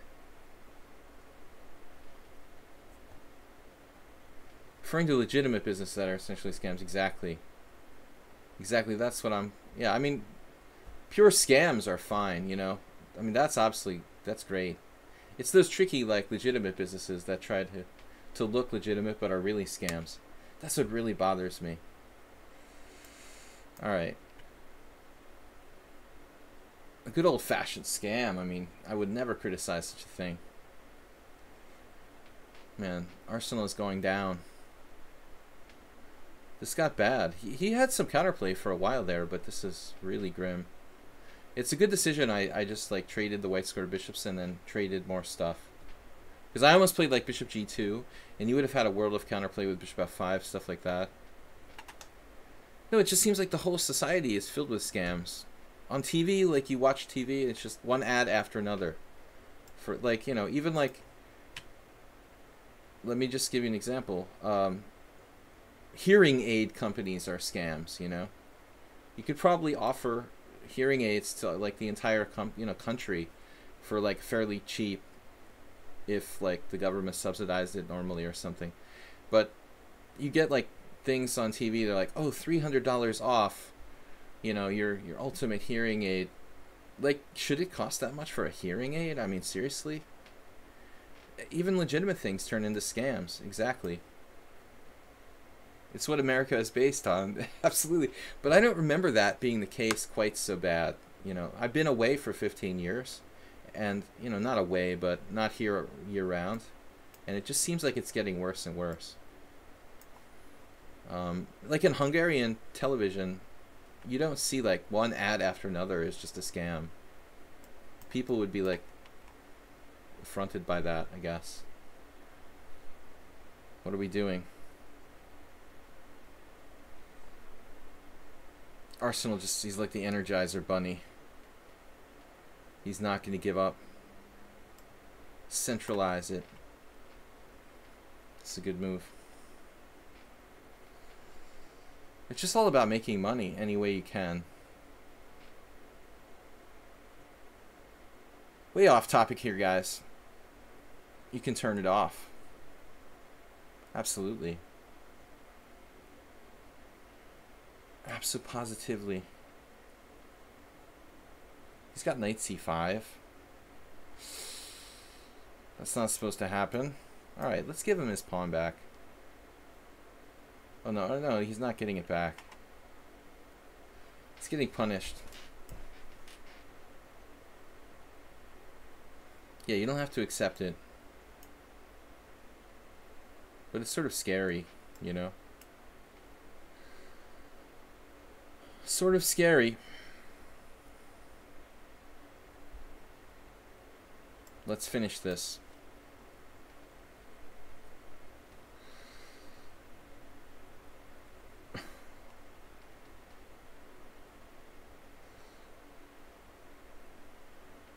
Legitimate scams. Okay. Next up, Nefedov, Testosterone, Take Back. We still got a bunch of challenges. By the way, you guys can challenge me to 5+3. Doesn't have to be 7+3. Let's play some e4. That went pretty badly. Yeah, I have the feeling my knight d3 idea, probably objectively not the best move. Man, I'm afraid of Nefedov and his f5. I'm afraid. I admit it. I don't have an answer for the Schliemann.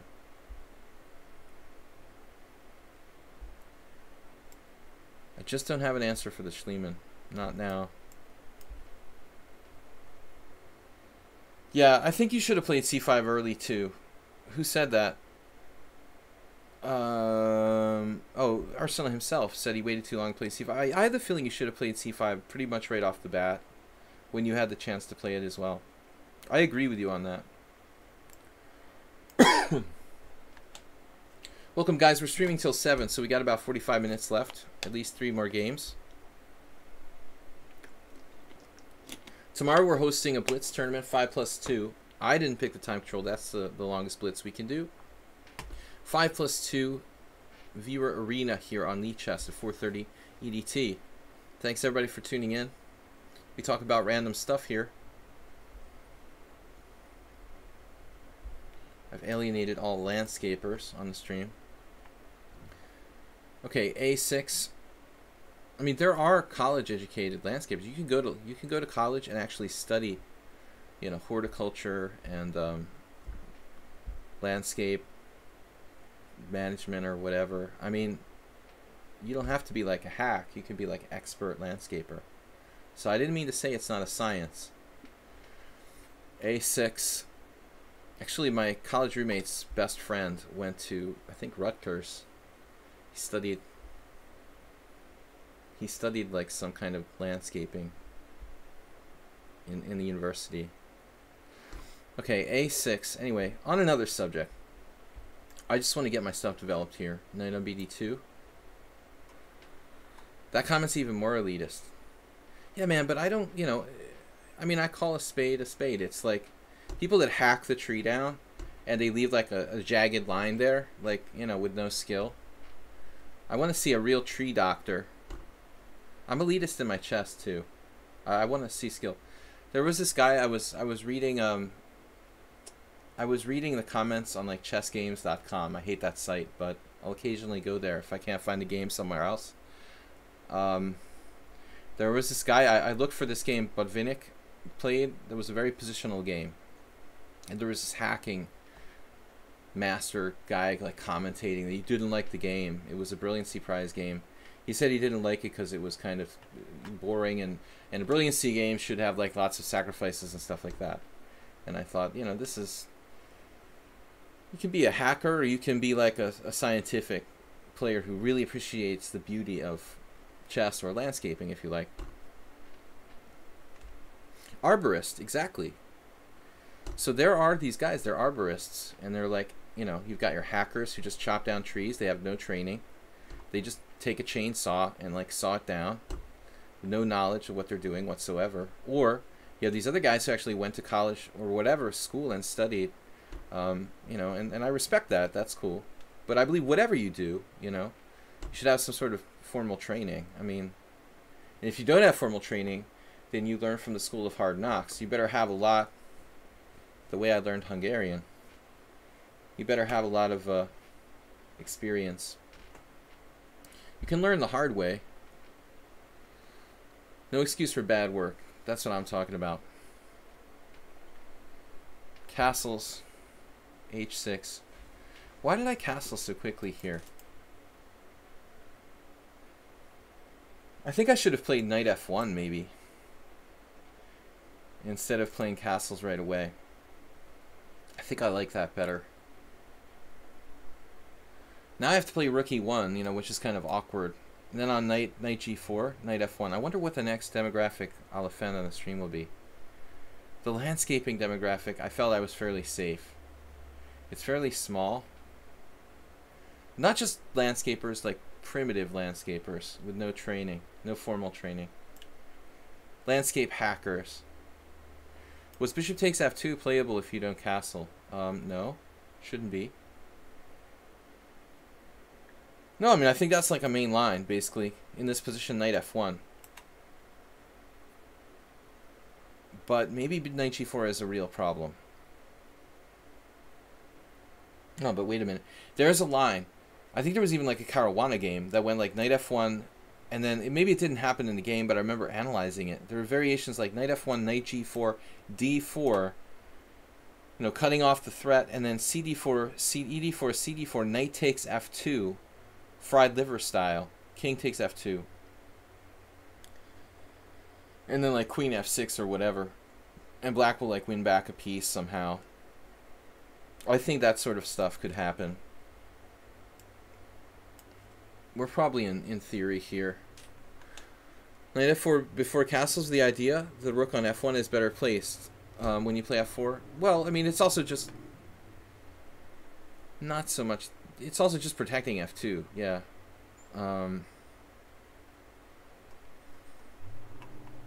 I think the main idea, Mule Skinner, in my opinion, Merle Dixon, thank you for the donation. The main idea, in my opinion, of delaying castling would be to kind of mess with black psychologically. To just, for example, if you want to study some games, I think Bologan plays this you know, Joko piano pretty well for white. But you can kind of mess with him in terms of like not committing to castle. You know, might make him kind of difficult, make him have a difficult time in deciding upon his setup. You might even be able to play around with violent attacks with like g4 if you go fully Chigorin style. Chess laborer, self-taught. I'm like a high school dropout chess player. Junior high dropout. I never had a formal teacher in chess till I was a master. I never really had a formal teacher, period, but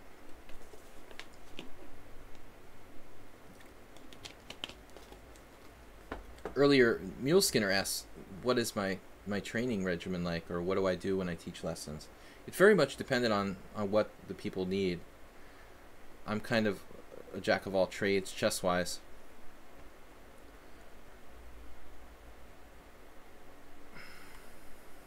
Black knows what he's doing here. It appears that's the case. So far. I mean, normally they'll retreat this bishop back to a7. There you go. Good move. As I was saying. So now what? Knight g3. I mean, I guess he can play knight e3.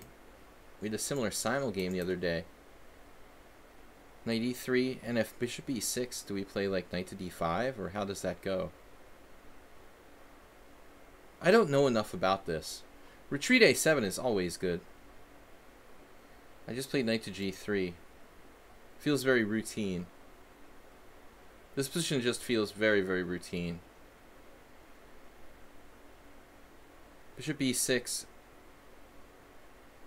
Now this move is not routine. This is the kind of thing I was looking for, actually. Nefedov getting tempted to do something weird. What is this about now? Can you tell me how you justify that? In principle, you know, in terms of general principles, how this move can be justified? If you could play like f5 quickly, that might work, like in an open Roi Lepez or something. You get this play along the f file. You sack the pieces on f2. What's that called again? I don't think knight g4 is good. Who's that guy that always plays Raul? I was talking about the Raul. My friend Raul from Mexico. He's like a 1600 player. I mean, maybe 1700. But he just enjoys chess. He never really got better. And he just does the same stuff again and again. Yeah, the Raul. So bishop e6. This starts to look like something that could be like a GM game, where white is just better. I mean, I don't think the knight helps black at all on g4. It takes pressure off the center. Now we play d4. d4, take, d5, d4, d5. Is d4 even a good move? Can I play h3 first?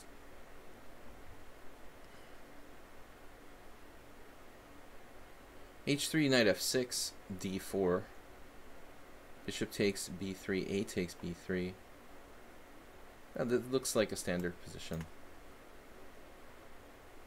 I kind of have to take with the a pawn because my d4 pawn will need protection. If you were to exchange now, you know, maybe Magnus takes with the queen. But I kind of see why people are playing this for white. It's very safe. There's no risk. I never ever played the Gioco Piano with white. I never ever played it. Like once in my life, maybe. I think I played it once. But when I did play it, it wasn't a Gioco Pianissimo like this. It was like a straight up old school Gioco Piano. The one time I played it, I like was studying master games of chess, 500 master games of chess, and I saw the spectacular game from that book, and I just really tried to like do it myself in the first chance I had in a tournament game. I think it was a draw with a low rated player who was pretty tough. Not that much lower rated than me, like slightly lower rated. Looks like Nefedov was okay here. How do you recapture on d4, kiddies? This is the theme I've seen in all the top Gioco Piano games. You know, when you see Karyakin or whoever playing this stuff, the delayed d4 is the way white always seems to get some sort of edge.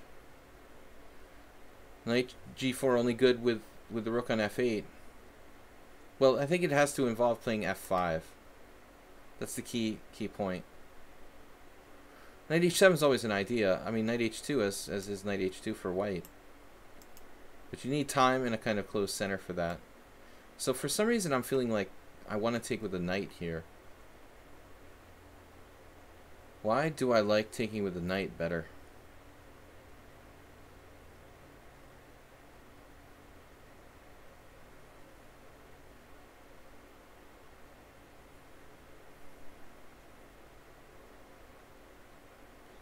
I mean, to be fair, I mean, both moves should be pretty viable. Let's do the pawn takes. Just on the principle of not trading pieces when we have more space. Yes, I have an ugly structure, but I also have a strong center. Center. Okay, knight there. He's heading for g6. So possibly enabling c5.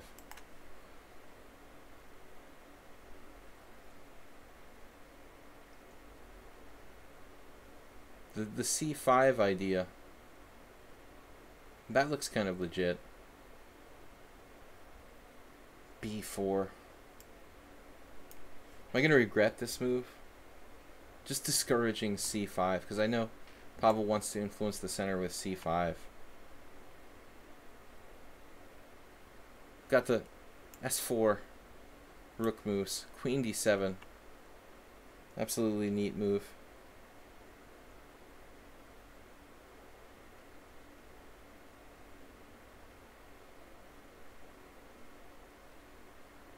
Alright. Keep everything protected.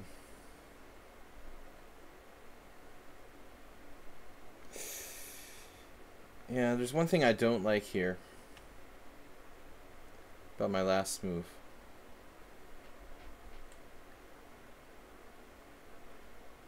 Can't have everything. Alright, let's just go with this. This was the original plan.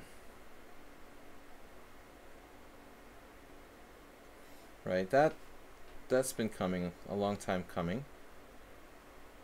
d5, opening up a lot of problems for myself. Or simply something like queen to d2. Queen is irritating on b5.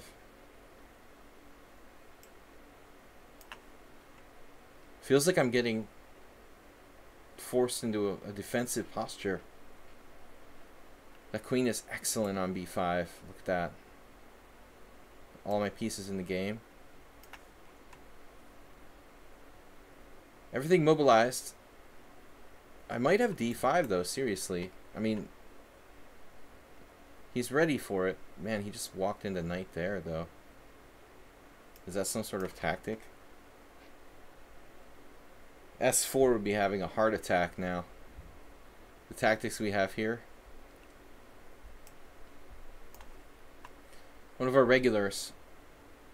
He's very tactical. He left the stream earlier. But this is starting to look good. And Nefedov is just gonna get pummeled.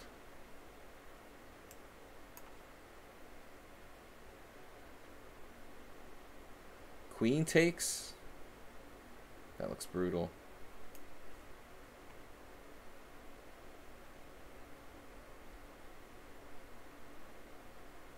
All the pieces are working. This queen is pretty, but it's out of play. Now let's see how far the theory went. I got 30 minutes left, guys. I just want to check because I never play the Joko. Joko Pianissimo. The only other game I ever played with white, seriously, I played against bishop c5 and I played c3, I think. So here, this is like main line. So far main line. And now h3 is actually the most common move. That sort of surprises me. I was seriously considering knight f1 here. Castles is standard. And then h6, rook e1. Bishop a7. This rook e8 isn't so common. Bishop a7 right away. We have a few rook e8s. Knight f1. Now bishop a7. We're following Kramnik versus So. I talked about knight e3. That's only been played once. Knight g3. And then Pavel went off. He just went off here with knight g4. TN. Vlad against So. And Vlad against somebody else. So you got Vlad against Elianov, Vlad against So, Rajabov against Karyakin. But not too many wins for white there in those top games.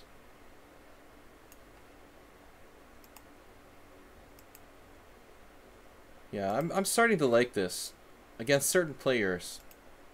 Nefedov needs to work on his Joko piano. We're forcing him to improve. Okay. Next game is Testosterone, and I take back.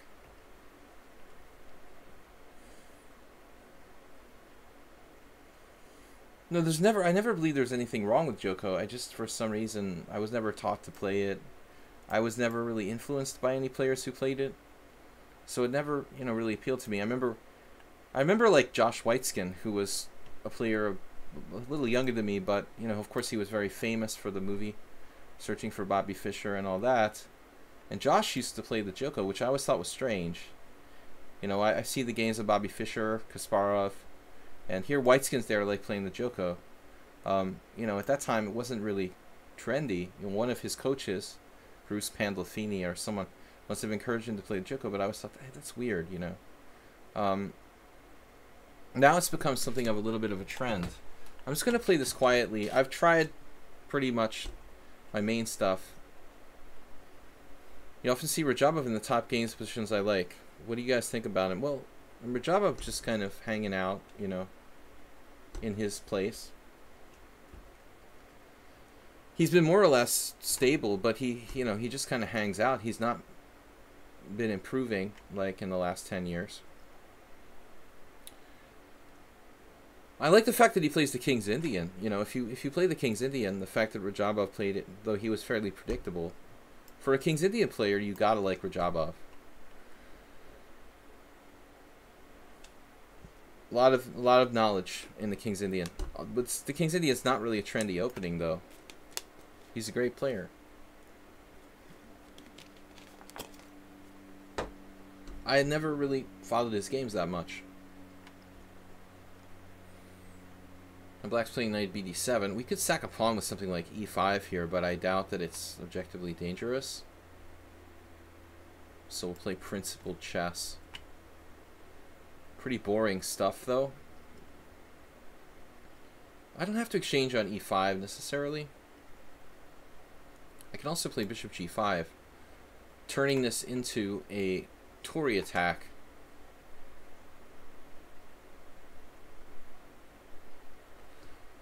Kamsky style. The more I play, the more boring I get. You're welcome, Nefyadov. You and I are learning this together, You never really play against the Joko, and I never really played it for white. Rajabov also plays the Schliemann, according to Spectacular Camel. Yeah, I haven't followed his games that much. I always thought he was a player I like. He's okay, but it wasn't like a favorite, for whatever reason.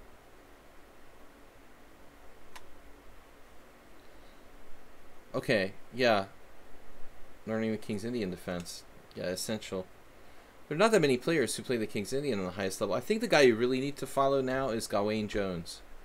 He seems like the best, modern generation King's Indian player.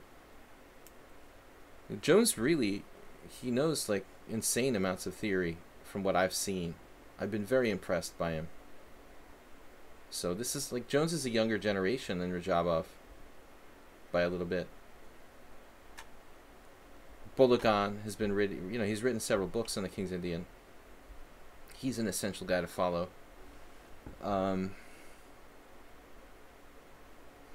Okay, guys, like last two games probably. This is a good move. B6. Everybody's keeping the tension here. Now what do I do? I don't know about his queen there, though. Go Kamsky. Kamsky loves to play the Tory attack. He loves openings where he's not doing anything fancy, just very solid. Thinking about playing the Schliemann, check out who played it. Okay.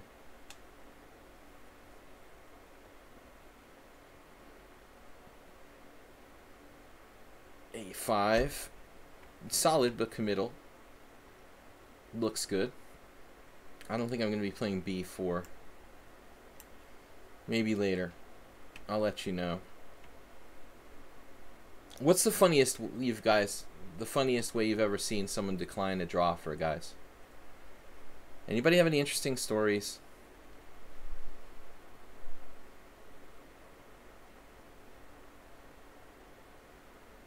I like to see like funny ways grandmasters decline draws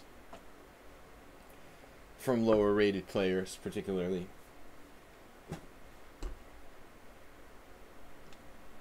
Anybody have any interesting story on that topic? Even if it's not a grandmaster.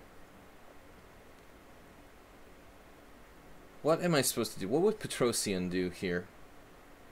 Tigran the Great. Got a funny win story. Funny stories in general are appreciated, Mule Skinner. I just had something pop in my mind.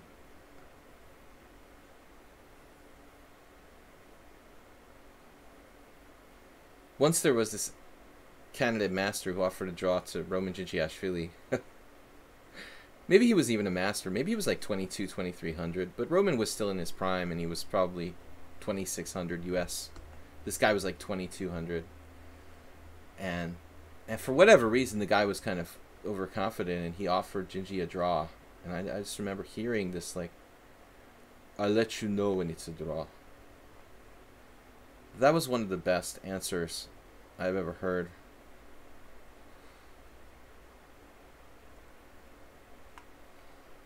Man, I really like the way Testosterone plays the opening here. Very solid stuff. What do? We just hang out.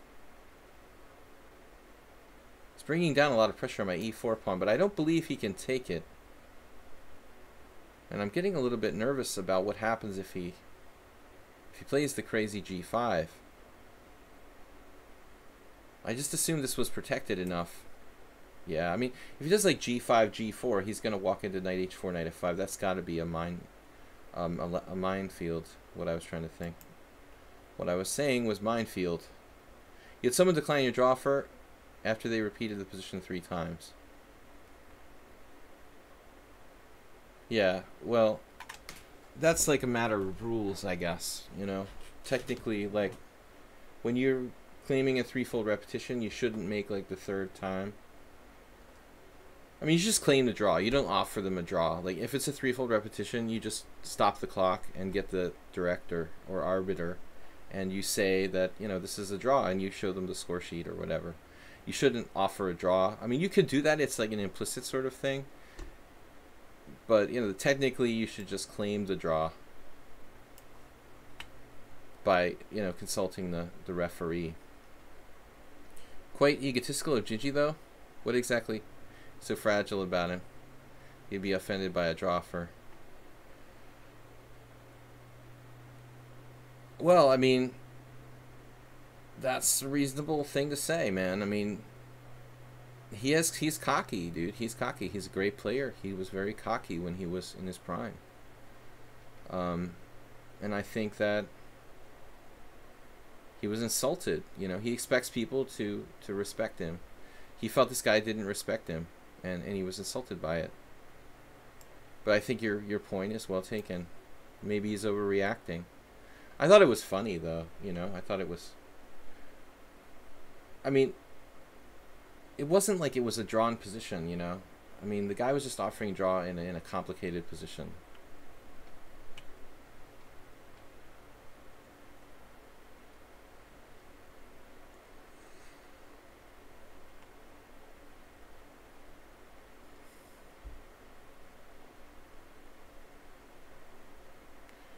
Dude has fingers the size of sausages. I don't know if you want to do that. Maybe now that he's old. I wouldn't have messed with him. Even Rustam Kamsky didn't mess with him. Like, when he was their second. And he was, like, punching the other seconds. He was the only one that Rustam wouldn't try to beat up, you know, from Kamsky's seconds when he played candidates matches. Kamsky's dad was like abusing the help. Top level chess players are often impolite. No, I don't know. It's a fine line, man. We're talking like etiquette, you know. Is it proper etiquette to offer a draw in a complex position against someone who's like 400 rating points higher? We should write to like who is that chess author that does all the historical articles? Edward Winter. Man, I'm impressed by Testosterone and his skill in... Actually, did I miss something here earlier? I played Queen B3, King H7, and then Queen A3. Okay. I didn't miss anything. I'm impressed by Testosterone's, like, shall we say, tension, ability to really, like, live with this tension here. Because most people would freak out. Most people would unequivocally freak out by this point. He's just totally okay with this. Can I increase the tension anymore? It's starting to get to me, man. I don't know if I can stand this much longer.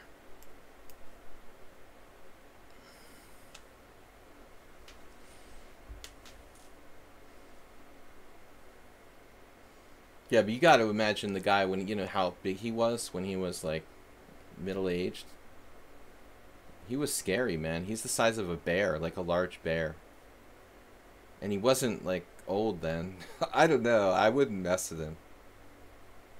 Most people are afraid of him. We're afraid of him.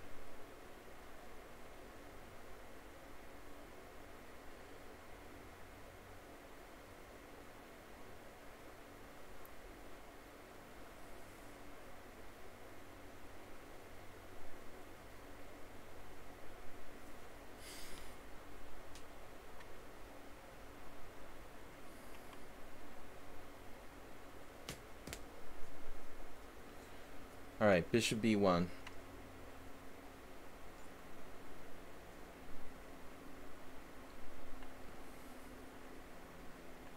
You were like 10 at the time? What's that?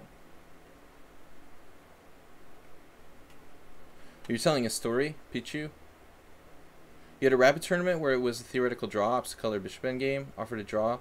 Your opponent said it's not a draw, I'll flag you, and I lost. Well, in rapid games, it's very, very tricky. I don't know what to do in that spot, you know? I mean, that's another story. Claiming a draw in threefold repetition.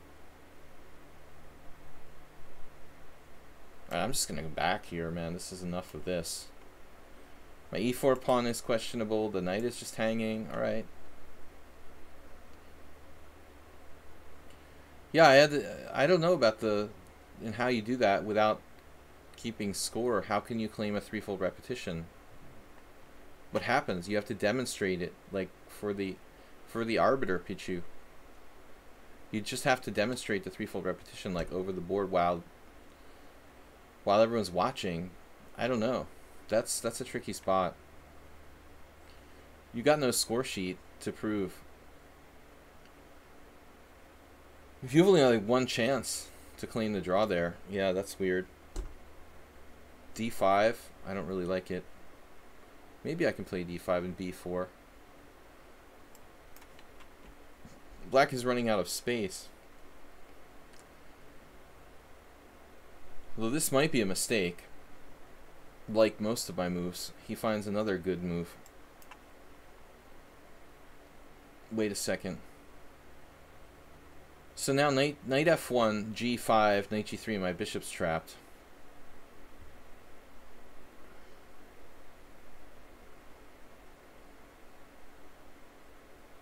This is just an amazing game by Testosterone. I'm extremely impressed by his play. Okay, I can win a piece with g4. It looks scary, but I don't know what else to do. He's got to have massive compensation here.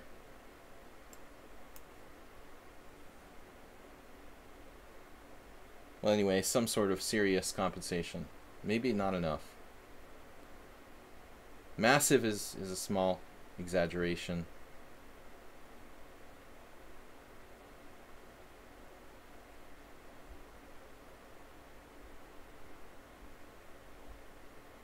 F5 is obviously double-edged. Well, there goes the d5 pawn in some lines. You have to be careful. My queen is so stupid and out of play here.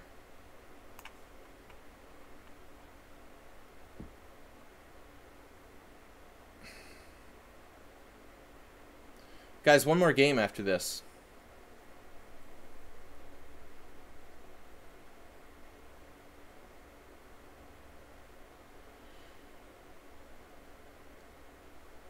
Yeah, the psychology of draw offers. I agree, Arsenal fan. It's very interesting. Yeah, I mean, you can definitely do it to upset people.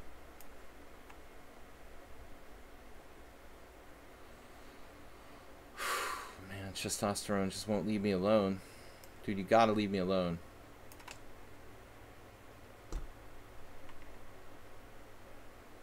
He's got 2 pawns for a piece at the moment. But now he probably went too far.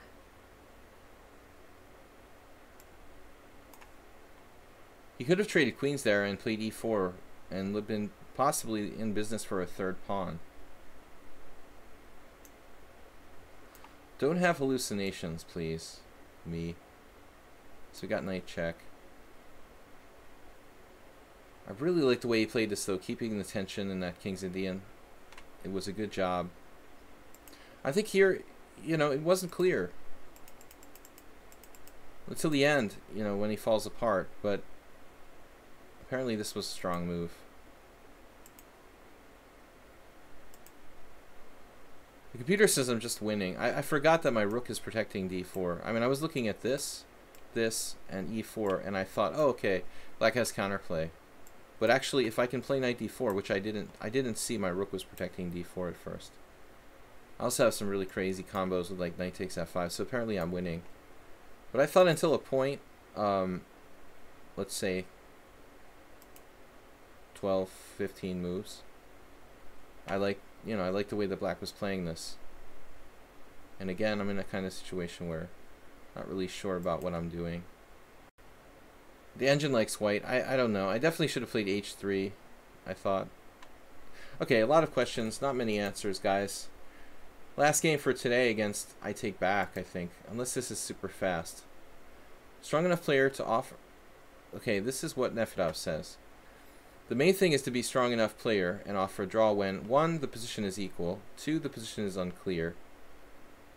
Otherwise it sends a signal to your opponent that you don't respect them. I mean, that's why Gigi got offended. But he was a guy with an attitude. The other one that I saw that was really funny, what Dmitry Gurovich did once against Boris Kryman. Plangled his chess Ponda. Oh, no way.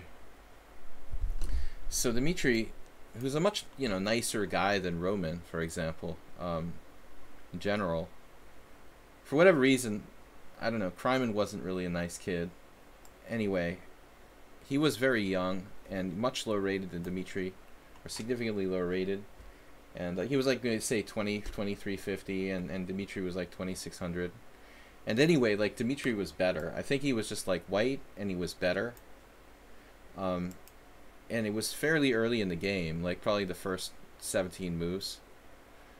And so I remember Kryman offered Dmitry a draw, and Dmitry was stunned because, like, you know, he's just like, look, I'm higher rated, I have white, you know, why would I accept a draw, kind of thing.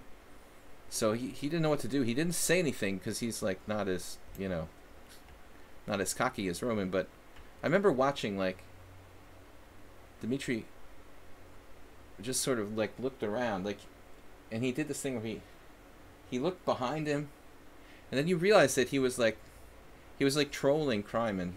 He was like looking around, basically looking to see like who was offering a draw, because it definitely couldn't have been it couldn't have been his opponent. Like, Dmitry's position was too good, you know. There was no way his opponent was offering him a draw in this position, in other words.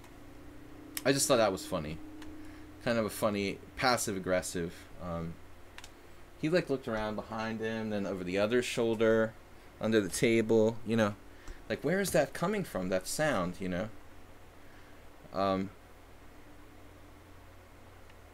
I'm trying something new here against I Take Back. I've never actually used this plan. A couple of ideas, though. I mean, this wimpy, Arsenal said wimpy, so it came into my mind, but this wimpy idea of trading the white square bishops because I see some white square bishop.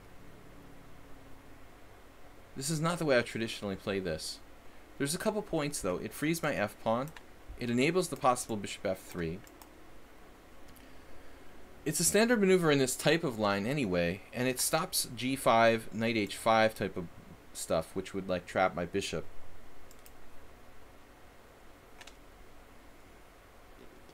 Actually, no one really liked Boris Kryman. He was the first person ever to like kick my feet under the table really, really seriously during a game. And he was only like 13. And it was the last round of the World Open, and it was like basically we were playing for some kind of class prize of probably $500 or more.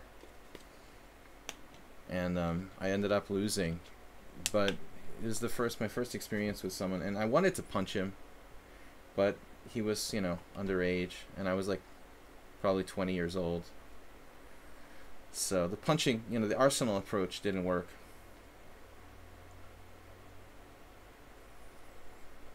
The last round always seems to spawn people kicking you under the table type of situations.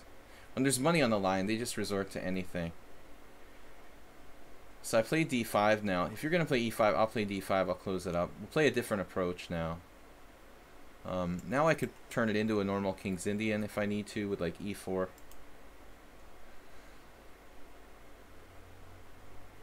I wanted to be like 17, you know, then I would have punched him. But I was 2 years too old or something. d5. I was probably like 19 when it happened. Maybe 20. He was a punk. a5, and yeah, we can transpose to normal King's Indian Petrosian system here. Style position with e4, but black's bishop is on the wrong square. I mean, it should be back on c8. So we just play it like a normal Petrosian. If I play e4,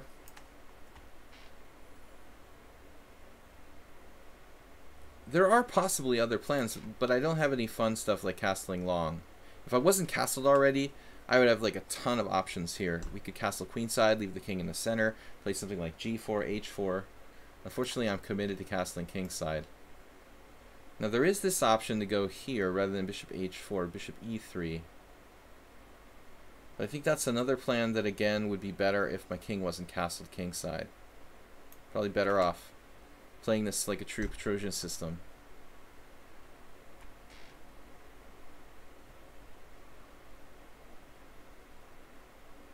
Yeah.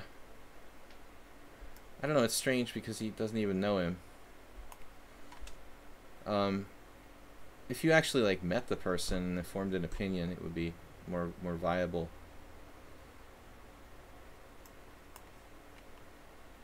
Now we both have the same plan in mind, apparently. Oh no, you're gonna beat me to it. Extreme ideas. Okay. So he's turning into the lion's jaw or whatever. My bishop is pretty bad. I mean, this is just as bad as his bishop, basically. Pawn-like bishops. No, I mean, you know, Roman and I are like enemies now. You know, we have been for like 15 years. I mean, probably longer. You know, I've kind of let it pass, but he hates me. No, I mean, I'm thankful to him for helping me, but no, we're not buds or anything. I mean, he offended me, you know, pretty badly. In a different way, but I don't even talk to the guy. I mean, I respect his chess game, so I'm not bothered if Arsenal doesn't like him or something, because I have my own issues with the guy. But you know, he wasn't like my lifetime mentor. I worked with him for a while.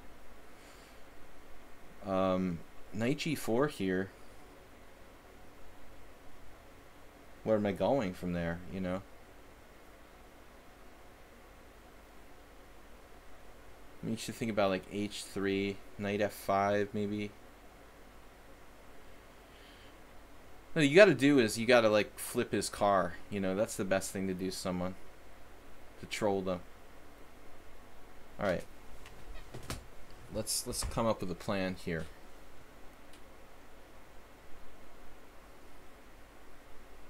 Just stick that in there on f5. Let's do it. That's a big concession. He needs that white square bishop. He's going to have to give it up. Then maybe we can slowly extricate our, you know, his knight, our knight, his knight from f4. Turkey Farm got close to beating Stockfish 7. Wow. Excellent job. Guys, this is my last game. I'm sorry I'm not going to take any more games. Maybe I'll play the game against Pichu if I have time.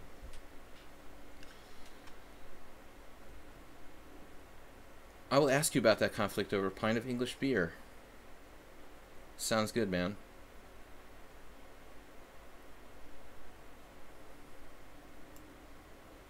H3. Maybe Queen C2. Now what? Bishop G4. Among other things, I mean, this is probably a reasonable move. White is better, but not sure if it's enough. Not sure of anything here, really. Both sides have this terrible bishop. Funny if I would like knight takes f5, take with the pawn. Ponda. We can take him out on time. Was he the only was I the only to take a point for me tonight? People blamed him for offering a draw. Blamed you for offering a draw.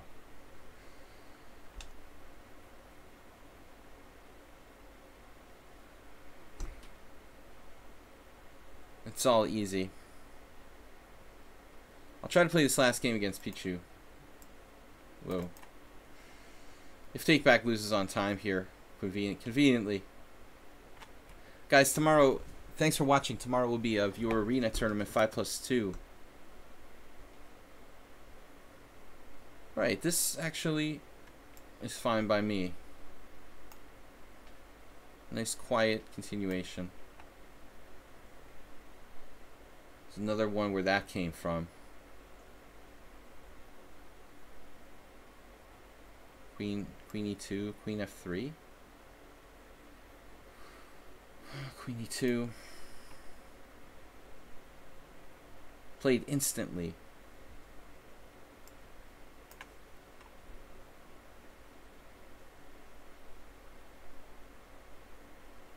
Knight H7. I have a plan. Mini plan. Just concentrating on F5. That's my favorite square in the King's Indian. That's how I beat the aforementioned Kryman. The one time I beat him. Fortunately, oh man, that's a good move. That is a great move.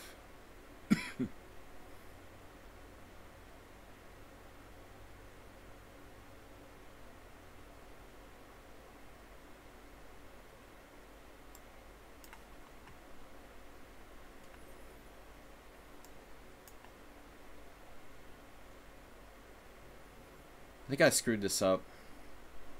I was actually fearing rook takes there, though. I still have a small edge now. Not sure if this is a good move or not.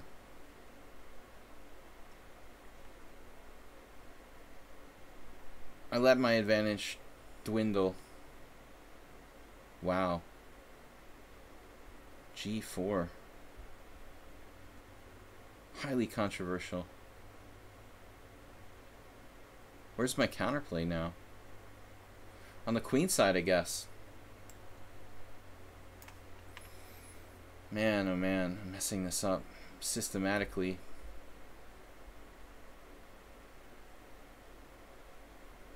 I have almost no advantage now.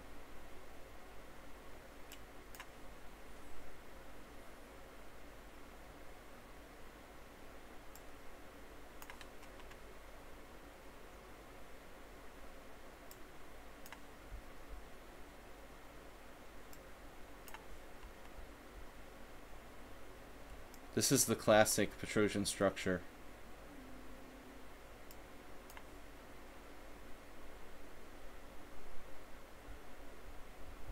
He's got like no way in. Sealed the queen side.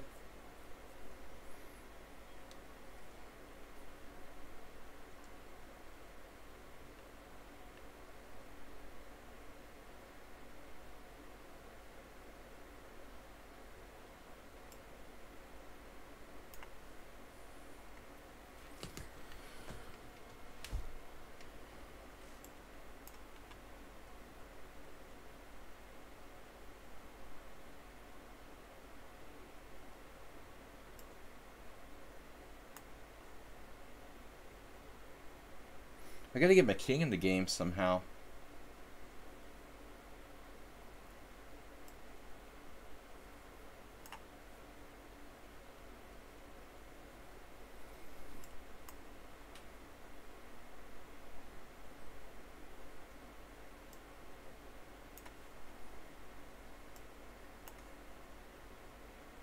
This is amazing defense by black with very little time in a tough position.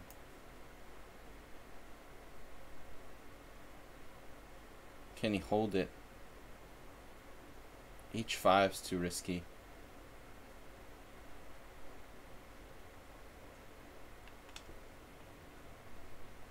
Is this simply a draw?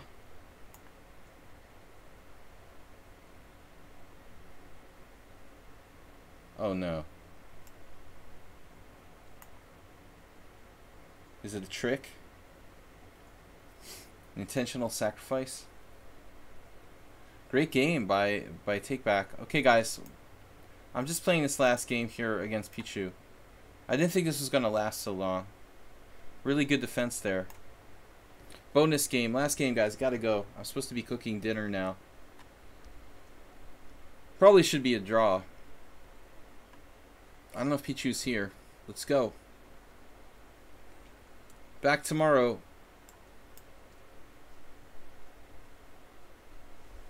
Really good fight there. Agreed.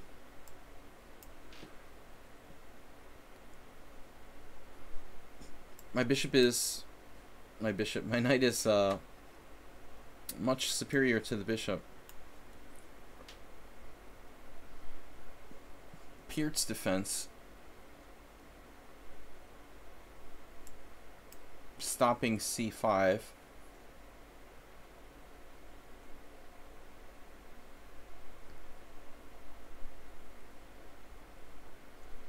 That's like an old school move, right?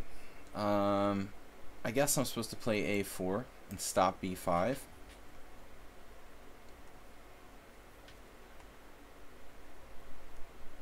Speaking of Roman, this is one of Roman's lines for white.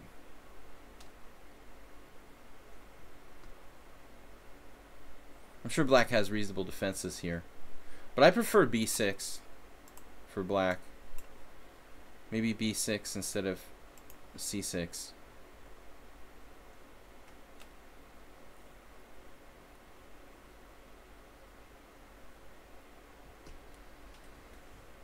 The broken car variation?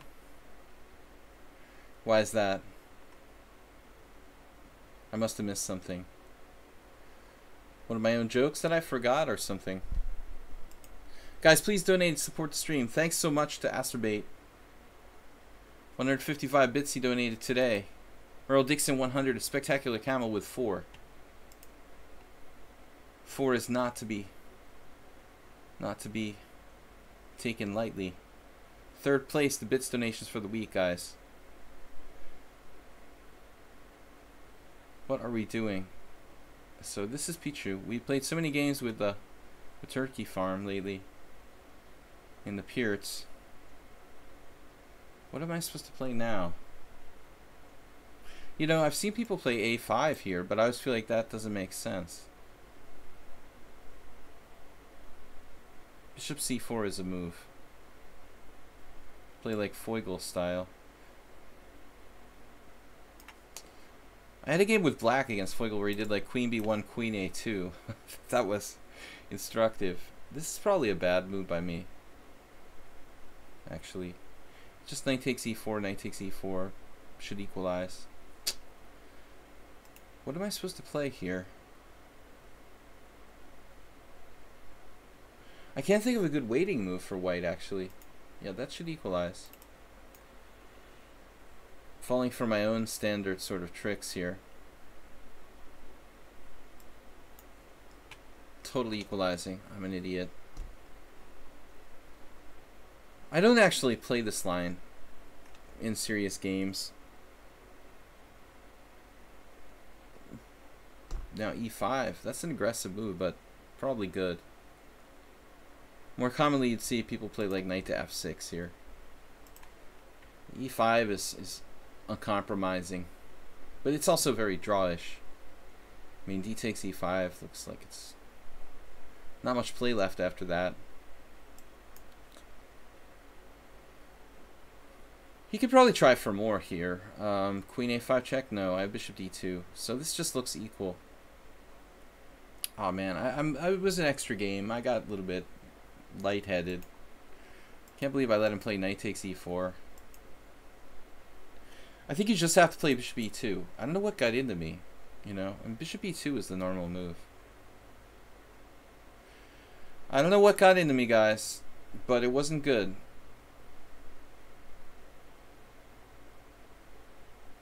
Knight takes e5, bishop takes e5, c3. Do I have any problems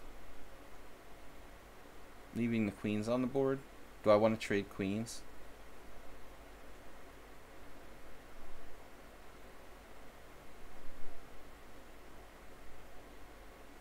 Any weird moves like bishop c5 dropping pieces or something? It doesn't drop a piece, but it's pretty dangerous looking. Okay, let's take this and then think about what to do next. He could play queen a5 check here.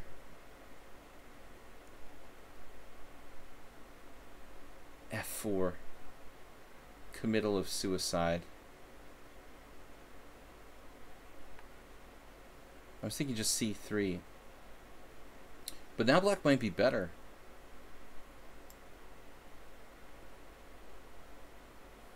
c3, queen h4. Yeah, I'm not really down with that.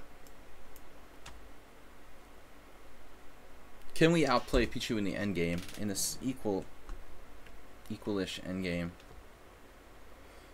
I mean, we're probably even slightly worse. I don't know. Maybe not. This is f4. I can flip my king on f2. Maybe I'm worse here. I don't know, guys. I have some space of my own. Should I really be worse here?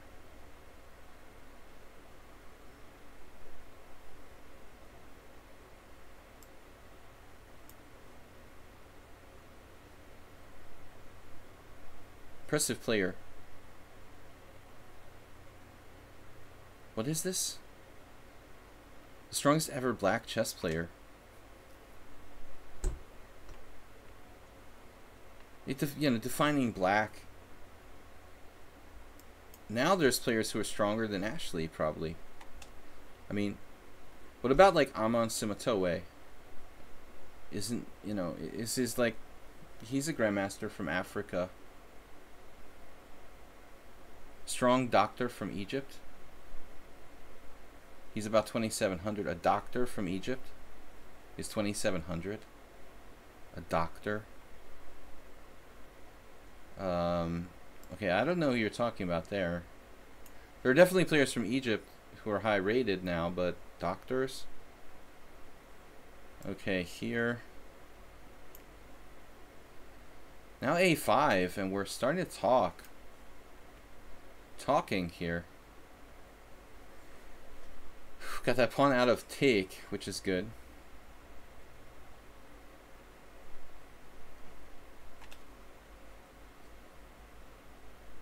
Third ever black GM. Are we talking about rating or what here? Well, this is like Simatoe's rating, highest rating compared to, say, Maurice Ashley, you know. A6 kind of a good move. Kind of a good move. Guys, I'm tired. I'm getting loopy. It's not a good thing. My rook is misplaced. Let's just face it.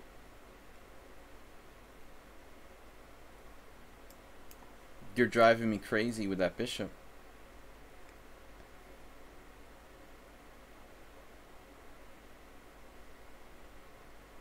He always has a file for his rook, whether it's the D file or the E file, so something like bishop e6 doesn't really help. He'll just go to the other file.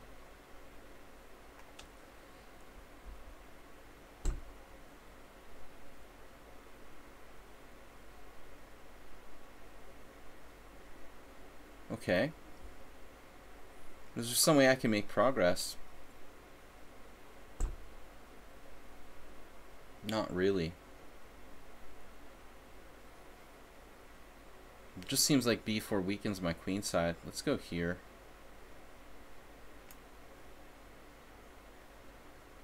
Hope I don't have a trapped bishop on my hands. All kinds of crafty ideas. We're forced into an awkward position. Bishop b5, bishop b3. Wiki says Maurice was the first ever black GM. Well, that's probably true. Germany has 265 IMs.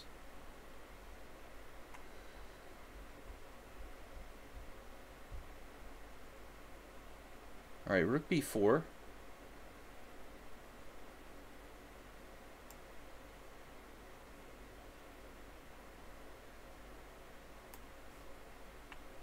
Am I asking for trouble here? I'm just playing actively.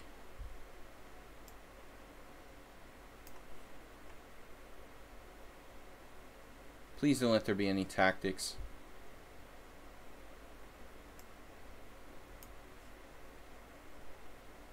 There are.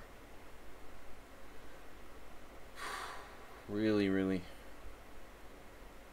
Do you get the feeling that Pichu is tactical? Stylistically?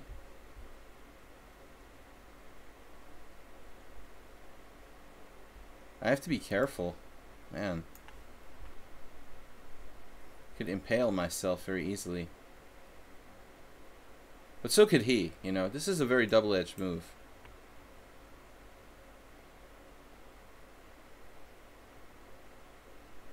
Bishop d6. Wait a minute. Bishop there. How about c4? Just get on the 7th rank. I wanted to play bishop a2, but he has bishop c4. There's nothing I can do. That's like ridiculous. Still, the fight goes on. The shortest game ever. I'm 13 minutes over time.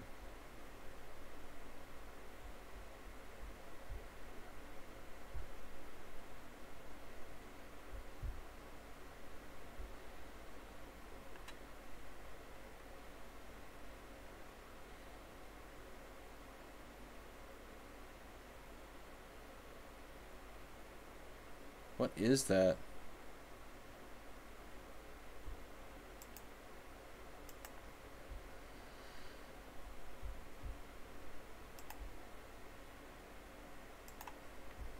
I thought that I didn't know if that guy was serious or what he was. Yeah, Soltigo. I had to ban the guy myself. I'm so reliant on Soltigo. What was that guy? Can you even English? What was he talking about? Man, serious need for attention.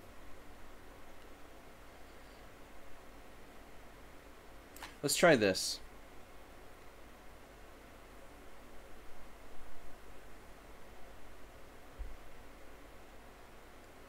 I'm going to lose on time if I'm not careful here. I almost took the pawn on c6. That's pathetic.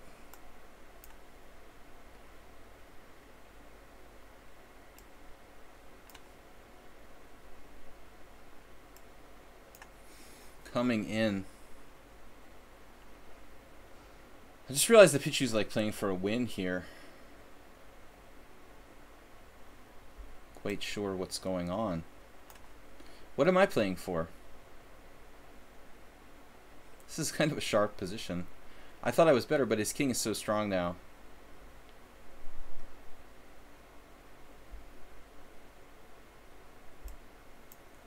I wouldn't call it a dead draw.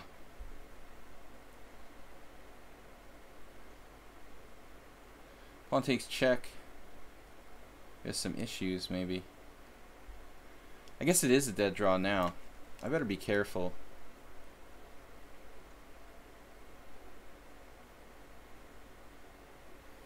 I have to be careful not to be worse here, basically.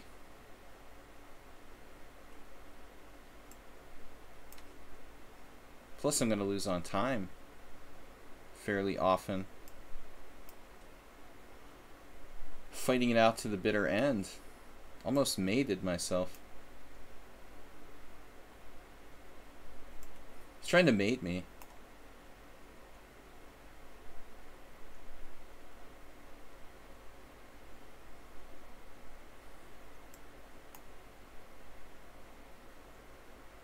At least I managed to win a pawn. For whatever it's worth.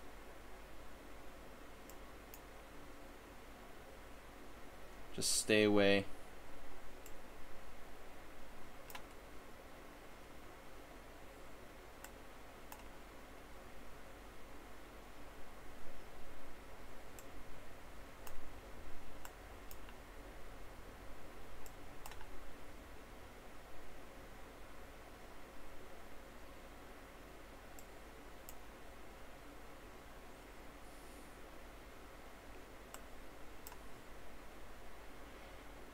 This looks kind of drawish.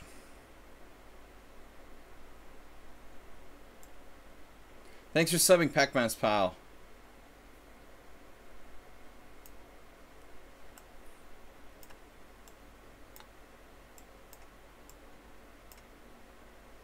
I'll give the pawn away. Alright, man, good game. I gotta go, guys. Thanks for watching. Thanks for subscribing. Thanks again, Pac-Man's pal. Thanks for everybody who supported the stream. We'll be back tomorrow, Tuesday, with a viewer tournament. It'll be 5+2 casual here on lichess. Thanks everyone for watching. Thanks Soltigo. He had to go, but thanks for Soltigo. And we'll see you guys tomorrow night. Thanks everyone. Don't forget we have a YouTube channel, Video Chess Training on YouTube. Please subscribe over there. Support the stream with PayPal donations. You can do so on Twitch page or on the YouTube channel. We will see you guys. Thanks to all the subscribers. Thanks again, guys. Bye-bye.